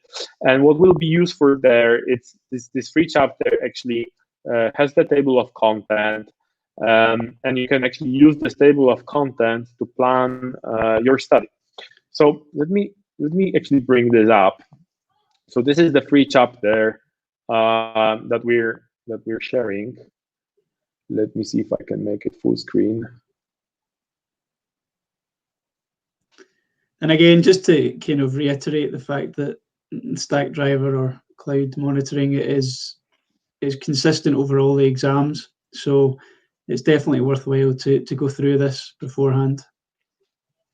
Yeah, and there's just one tip probably, because creating the materials for the exam is pretty difficult as the services are changing. You need to take into account that Google has to update the certification as well, and it's taking a time. So don't be surprised that some of the things that might appear in the exam are not reflecting the newest alpha beta services. And that's what we've been actually trying to do in this book, because by this time we knew that, for example, there is so we've been actually refreshing this book in April right now. So we've been trying to update it with the newest services, with the newest region. Obviously, we do have references to Google documentation for the parts that we are sure will change soon.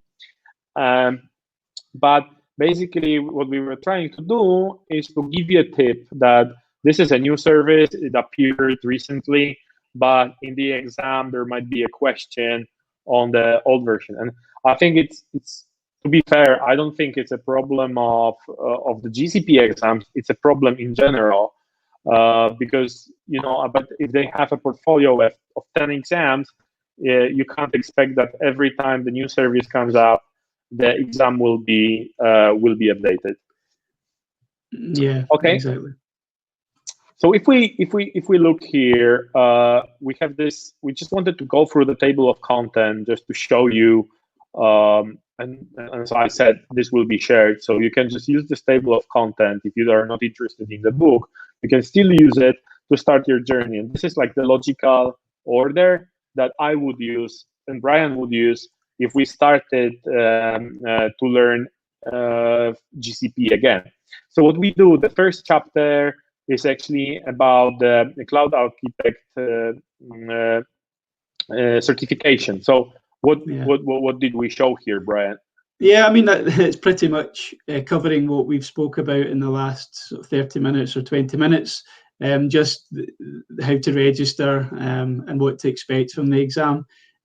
Some benefits, I guess, of the exam. I think it was quite interesting to hear the panelists talk about why they would take an accreditation. So for some, it's career motivation. For some, it might be forced through partnership.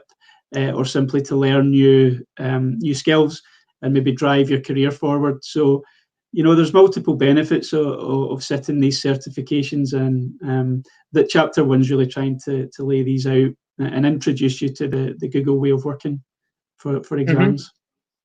Okay, awesome. So this is more or less what we covered here, but the next chapter is actually giving you an introduction to cloud in general and GCP, how it differentiates from itself, and how to start with it, how to set up the account, how to set up billing.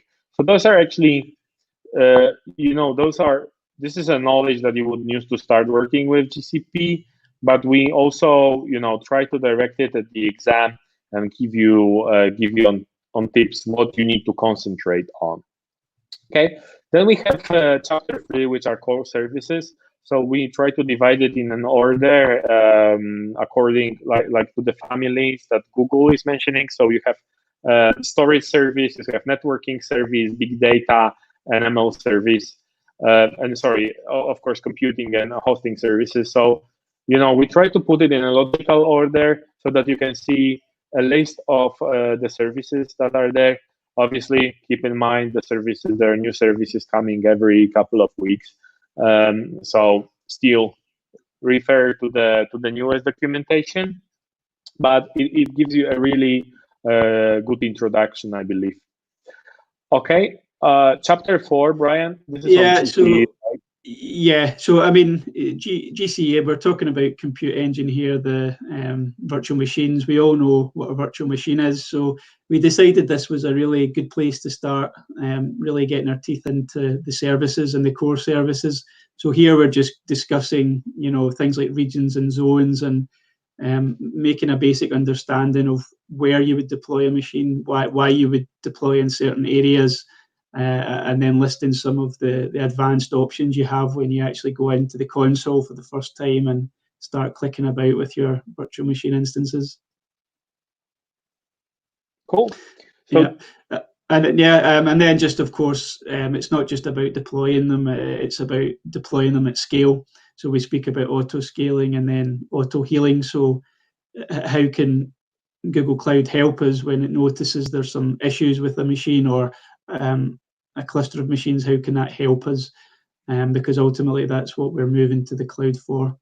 And I just wanted to highlight, given this is the first sort of chapter we're showing, you'll see at the bottom, there's some consistencies over all the chapters where we speak about the quotas and limits of each service, what access management roles you would need for that service, the pricing, and then some further reading that we think might be beneficial. But ultimately that chapter should be a really good grounding for you to understand the service.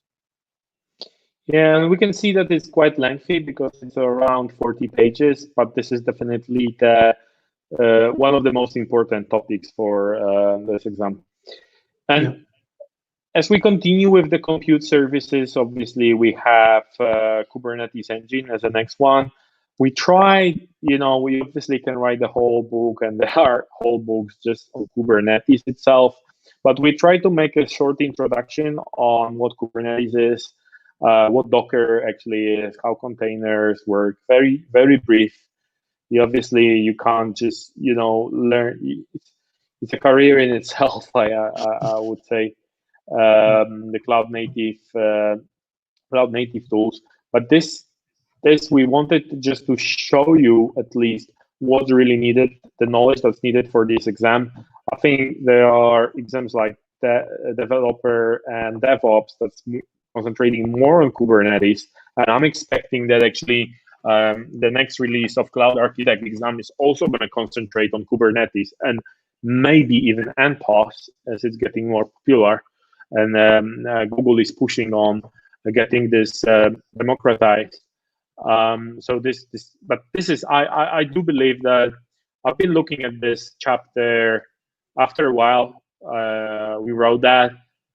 I think it does give you a brief introduction, and then you can take it from there and start learning Kubernetes. So it gives you the idea about architecture. It gives you idea about the main Kubernetes resources. And then if you're more interested in this, you can go, you can refer to the documentation as well. The next chapter is about App Engine. For some reason, my personal feeling is that for the GCP Cloud Architect exam, this is not such a in-depth topic that's covered there. But I think what we have here is good enough for the exam and to have a solid background. So you actually will learn how to deploy, what type of App Engine services there are, and how to deploy your application, how to split the traffic, how to deploy new versions of the application. And to be honest, I've seen there's when I looked at Coursera, there's been this topic have been touched very briefly, and probably it might be even enough for the exam. But if you want to learn a little bit more, I think this chapter will really help you, or you just need to go to Google documentation instead. Okay, the next one is running serverless function. So we say like what serverless is, how serverless functions work, how to deploy them again, what are the triggers, what are the events. We show you also how to connect to external services from Cloud Function. And obviously, like Brian has already mentioned, for each chapter, we are mentioning what are the EM roles that are needed to use it, what types of roles there are, what are the quotas, pricing. And also we try to mention sometimes the topics that were not in the exam, but there are those services that Google has released and probably going to be more popular. So Cloud Run has been there for a while, and it will definitely be on the revisions of the exams as well in the future. Mm-hmm. Okay. Networking, again, quite a solid. Networking is always covered on the exams. I feel like when I've been passing GCP, passing the exam 2 years ago, it hasn't been so in depth, but definitely knowing this helps you a lot. So I think it's next to the compute engine, it might be one of the most important topics for you to work with GCP. Okay, and then we move to storage, right, Brent? Yeah, so storage, another fundamental topic in the exam. So chapters 9 and 10 have been split. I don't know if you're sharing those, Konrad, just catching up. But there's two parts to the storage in this book, 2 chapters. So we're splitting the kind of storage into smaller chunks so it might be easier to consume. So again, we're going through all the offerings, and we're trying to spot the differences of these offerings and where you would use these. Why would you use Cloud Data Store as opposed to Cloud SQL, or what is even as fundamental as what is a storage bucket, and how would you actually go around using them for the first time. So we start basic and we build up the complexity. This is a really core subject for the exam. I found there's quite a bit of storage questions in there, so that's why these 2 chapters are quite lengthy. and probably recommended to just take your time to go through these chapters and really consume the knowledge that you're gaining. Yeah, and I'm not sure if we're on camera, Brian. Or I can see you. Yeah, so I just wanted to, because I just remember something. So this is how big this book is. It's around, It's over 500 pages. 476 pages. So I've seen some comments actually on the book recently that some topics are just briefly. We don't address everything in depth, and that's for a reason, right? Because if you were supposed to go into, for example, into Spanner or Bigtable, if you were to go very much in depth, we could write the book itself on this. So Yeah. what we're trying to do here is to show you that the topics that are required for the exam to pass the Cloud Architect exam, but we definitely give you links to the documentation and to the quick labs where you can go farther. So, just instead of creating a book of 1,000 pages, we concentrate here on the exam topics. Yeah, exactly. I mean, you have to make this, the information has to stick for the exam, doesn't it? So too much information that is not needed to pass the exam, it doesn't make for a good exam guide. So of course we're focusing purely on what we want. We want you to pass the exam, and so we're giving you the information needed.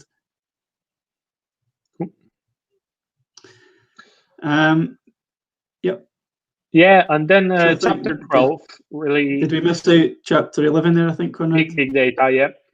Yeah, sorry. So big data. So chapter 11 focuses on these, cloud data flow. Of course, BigQuery, which we can expect questions on. It's quite a famous service from Google. So again, focusing on what you could expect for the exam, but also referencing some of the maybe newer services like IoT Core, which are not as old or famous maybe as the big queries of the big data world. Okay, cool. And then the chapter I like a lot about machine learning. So this is actually bringing you from, I wouldn't call it zero to hero, but like starting from zero. You can, if you don't have any experience with machine learning, I wouldn't worry. What the exam is testing you is to understand which services of machine learning you need to use for particular use cases. But my feeling when I started doing this exam, not having much experience with machine learning, I started digging into the basis. So we actually did start with the evaluation. Just sorry, not evaluation, but to give you a just fundamental, I would call it, of what machine learning is and how it works with an example. What are the training models, etc.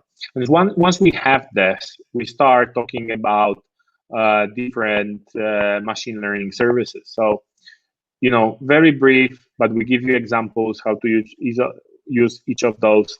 So that you feel confident when you go to the exam which service should be used for a particular use case. Okay, and that finish off the section 2, and we have section 3.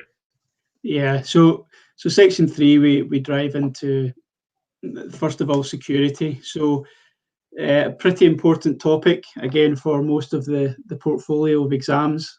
So Google, it's not for the way Google explain their security processes. It's not a bolt-on.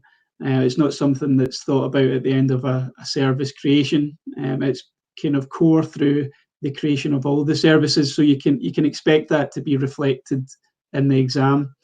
So we start off with the access management, which again is very, very clear. You need to understand that for the exam. You can expect a few questions on identity management and understand how it's used properly. We then go into some of the other services, like Cloud Identity Aware Proxy, where you would use that, why you would use it, what does Security Command Center do, if you have to if you want to scan any URLs for any malware or things, we discuss all this in the security section. There's also a section on PCI. So how does Google view PCI and things like data loss prevention and pen testing. So we cover a lot of the security model. And again, just to reiterate, this is one of the core subjects in the exam. Yeah, definitely. I agree that the security topics are present there on any exam. So I think this actually gives you a basic, so maybe except that some of those things actually you can use as a good entry level knowledge for the security exam. But this is very useful for all of the exams, not only the cloud architect. Okay, and Brian, the section 4, this is getting even more interesting. Yeah, so exactly. So 14 covers the cloud management options. So of course, if we want to build cloud at scale, we don't want to be always using the GUI or the console. So here we discuss the tool sets that Google offer to allow us to automate a lot of these processes. So we discuss the Google Cloud Shell, which when you're introduced to Google for the first time, you'll pick up straight away. So it's inbuilt CLI to be able to automate a lot of the processes. We talk about the developer kit, and we talk about the cloud deployment manager, where we can actually use templates to deploy full environments. So really powerful stuff there.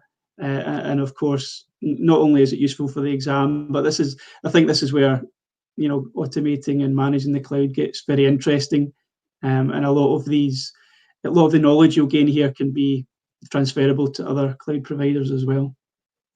Yeah, and I personally think this section is really good for a good starting point for the cloud engineer exam, right? So we mentioned the G-Cloud commands, use util. So this is what was being actually tested on the cloud engineer exam. Okay, section 5, again, something that I can't emphasize more. It's actually the monitoring part on Stackdriver. Now it's cloud monitoring, cloud operation. So, we try to cover the very basic setup of this. We talk about logging, we talk about monitoring, how to export logs, how to create syncs, what type of logs do we have. We talk about application performance monitoring. We talk about trace, debugger, profiler. We talk about error reporting. So this section actually we share for free. So feel free to download it and have a look at it, because it's going to be helpful for any of the exams. So when you look at the developer exam, you need to go a little bit deeper, where you have topics about FluentD, specific configuration of the FluentD agents, and so on. But for most of the exam, maybe except this developer and DevOps exam, this is really good enough for the exam. And then finally, the exam focus. So we touched on these case studies previously, and what we try to do here is break down the case studies and try and guide the reader through mapping the services. So as we discussed, you can see there we get a lot of requirements and an existing landscape of a company, and then the requirements as to where they want to see themselves. So we try and map the services to each of these case studies to make it a bit easier to realise how to be successful in the exam. And then on chapter 17, we offer 2 mock tests. So you're able to test your knowledge after reading the book, and of course the answers are there to reference as well. Cool. So that's it. This is actually the more monitoring chapter. Just wanted to mention how this is constructed. So there's a lot of exam tips, just sharing how to approach each of the topics. So in each chapter you will have that. And whenever we feel like there is a particular reason why you should concentrate on some of the topics, we mentioned that in the exam tips. So something to maybe dig a little bit deeper, be a little bit more cautious about it, because it's in the guide. So yeah, we always mention that. Okay, I think that's it for the book. So I really hope that this is going to be useful for you, even if you don't use the book, just the guide, so you have the study plan. We wanted also to mention the quick labs. So we've been talking about this for quite a while. I tried to put here the quick labs that I would take if I had to study for the exam, or probably I'll skip most of it right now. But if I started again, I would just do it in such an order. So you have the Google Cloud Essentials, where you start understanding how the console works, very basic thing. You have baseline infrastructure, where you can learn about GCE. Then you have Cloud Architecture Challenge, where you learn about more topics related to compute, networking. I think there's actually a chapter about GKE as well. Then you have security and identity fundamentals. So as Brian has already mentioned, very important for every exam. So this is, I would say, sorry. And then you have cloud monitoring, which is also pretty important. So if I were you, I would just plan to do those quick labs. They are very solid. And I actually found it very useful to do the data engineer. Probably I've been doing, it was a little bit overkill when I was studying for this exam, but it was my first GCP exam. So I tried to understand the services the best I could. So I was doing the data engineer quick labs as well to get a deeper knowledge. So I know how to use the services and get some hands-on. Yeah, okay. And just one thing I would add to the quick labs, Konrad, is that, well, two things. One, you're obviously following instructions for some of the labs, and you can easily copy and paste some of the command lines. But I think the command line are quite important to understand the syntax. So, I would recommend typing out the commands if you can, rather than just copy and pasting and going through it almost like a bit robotic, and you're maybe not taking the full concept in. And the other thing is that some of the quick labs offer quests where you don't get any instructions. You'll just get a scenario, and you'll be asked to kind of design and deploy a service. So that's also very good, because you're testing what you've learned without a reference to any work instruction. Yeah, definitely. I agree with that.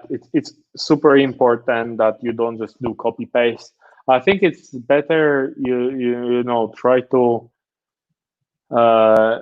even have your commands finished, or just copying the names, but the commands, it would be good to type it yourself, just doing that. I think I made this mistake for a long time, just copying stuff around, and it's not working at all. Okay, so some final tips on, and I think this, we will reiterate a little bit what the guys have said already, but for me, it's super important to register for the exam as quickly as possible. So you set your goals, right? I think we had this problem, Brian, with procrastination, where we've been thinking, okay, should I take this exam? Yeah. I mean, there's always an element of maybe fear, or you feel that you won't be ready for a particular time. But I mean, for me, and also I know for you, it's a real driver and an incentive to focus. And you can't just miss a day of study or because you haven't got it booked. It's easy to fall into a trap where you maybe miss weeks on end. But if you've got that date stamped in, it's really a big incentive. Yeah, the next tip that you gave, it's quite interesting actually, because I haven't thought about it, and I think it's even more important in these days where you do online exams, that you need to book it at the time you're most alert, because you might be tempted to do it at 6 p.m. your time, right? Yeah, I mean, it's because it's remote now. It could be easy to say, I'll do it after a day's work, But I know for me that the best time for me to do exams is early in the morning. So I like to get in, not long after the test centre opened. That's when I feel most alert for exams, but that's different for everyone. So you just have to decide how your body works. And also in the remote side of it is, of course, try and get in a time where you won't have any interruptions, because another thing that we should mention is that if someone comes in the room, then your exam will become void. So if you've got a child or a dog who might run in, try and think about that when you're booking the exam time. Mm-hmm. Yeah. The next step that I think helped me the most is to, after setting up the exam, obviously, is to get all your study materials in one place. So I first study the exam guide. I get all the materials in one place. I get all my bookmarks in Chrome, and then I add, as I learn, I'm adding more and more. But this gives me a good starting point. So when I want to study, I don't need to look up things. I have it already planned. So, and this is actually, alluding to this point as well. Plan your study well. So once you have your materials, you can just sit down and start studying instead of looking up for information. So if you have this made pretty well, then it's much easier to study, right? And the other thing is, like, get support from your family, boss, colleagues. So I think it's pretty important. I think it's not. It's quite true. We have to claim that it might take your personal time, right? So you need to get the support. Ideally, try to convince your boss that and just show what the benefit is, that you're going to learn new technologies, and then probably you can, have a common benefit out of your certification. Yeah. And final, Brian, I'm not sure if you agree with me, but I think aiming for the first time, to pass the first time, is quite essential.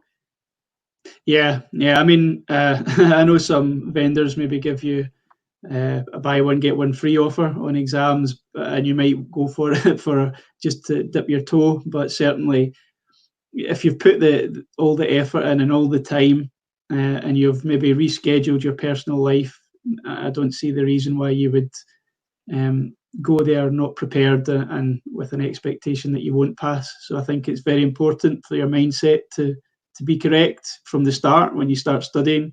And then ultimately when you walk into the test center. Mm-hmm. Yeah, and especially that you have those 72 hours to postpone your exams. If you don't feel comfortable, just do it. I kind of like setting up the deadline, but then have a feeling, because I had a couple of times, I had very important projects, and then I had to switch the date. And I've done it a couple of times, actually.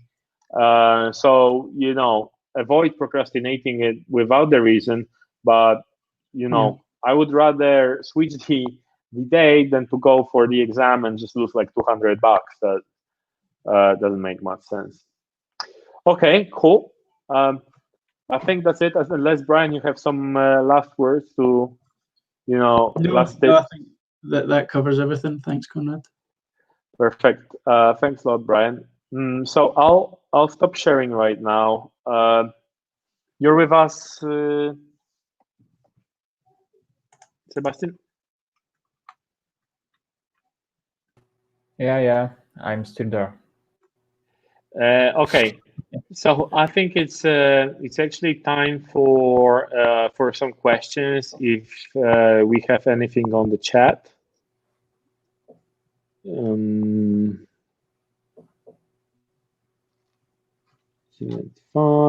I don't think there are a lot of questions. Hopefully that means that we have answered most of the doubts you guys had. And I think we'll start now the giveaway. So am I still sharing my screen? I don't think I am, right? No.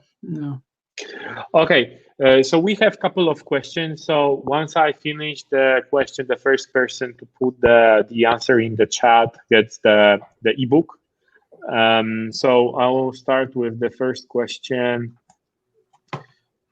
So, okay, the first question is, what is the new name of the monitoring service that was traditionally called Stackdriver?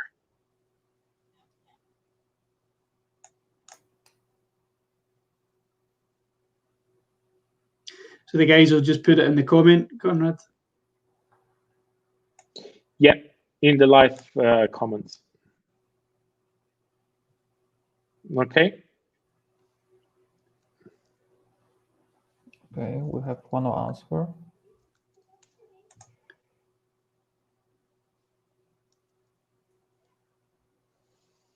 Cool. So we have the winner. So we have Konrad, who's the first person to answer. So Yeah. awesome, great. Congratulations, Konrad. Okay. The second, I'm happy that the people are still there. I wasn't sure when I was sharing my screen. I knew Brian was there, but I'm not sure. I wasn't sure if we still have any audience except Sebastian. Okay, the next question, guys. I'm reading the question and you can start putting comments in the chat. What is the free tier limit for new GCP accounts?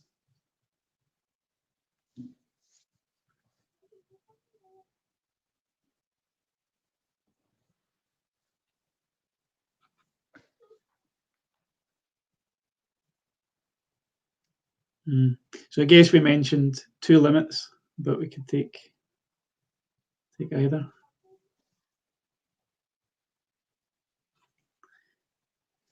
Okay, and we have Wojciech.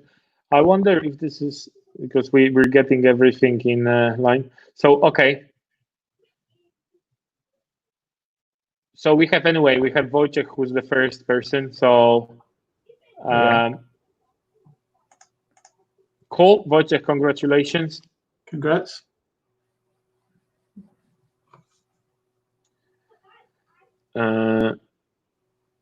Okay, and guys, next question.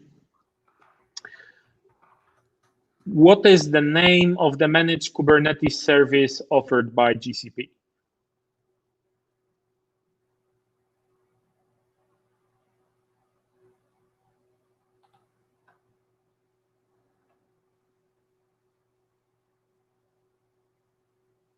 Okay. We have, at least I can see the answers. I hope.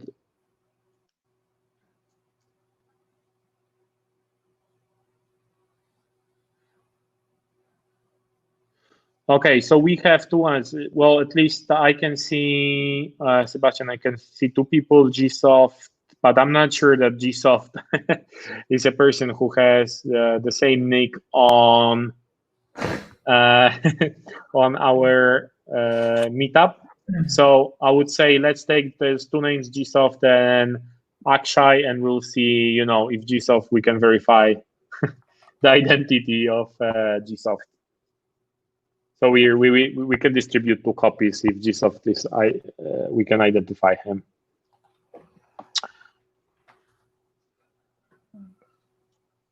Cool. Okay, next question. The question is, how long are the GCP exams valid for?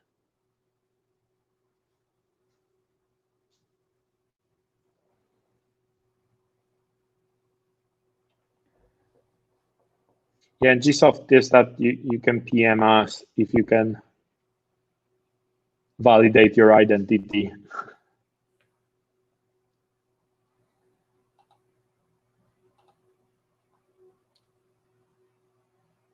Okay, there are a lot of answers now.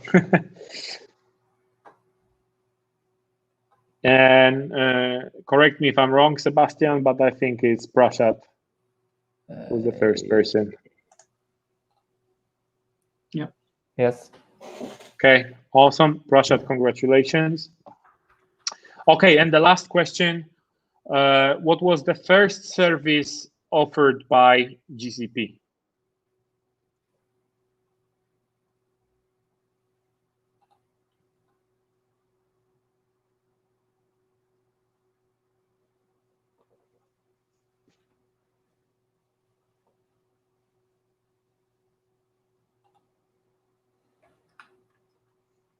Okay, I can see already Mateusz Chmielewski, App Engineer. So this is how the whole journey started from the App Engine.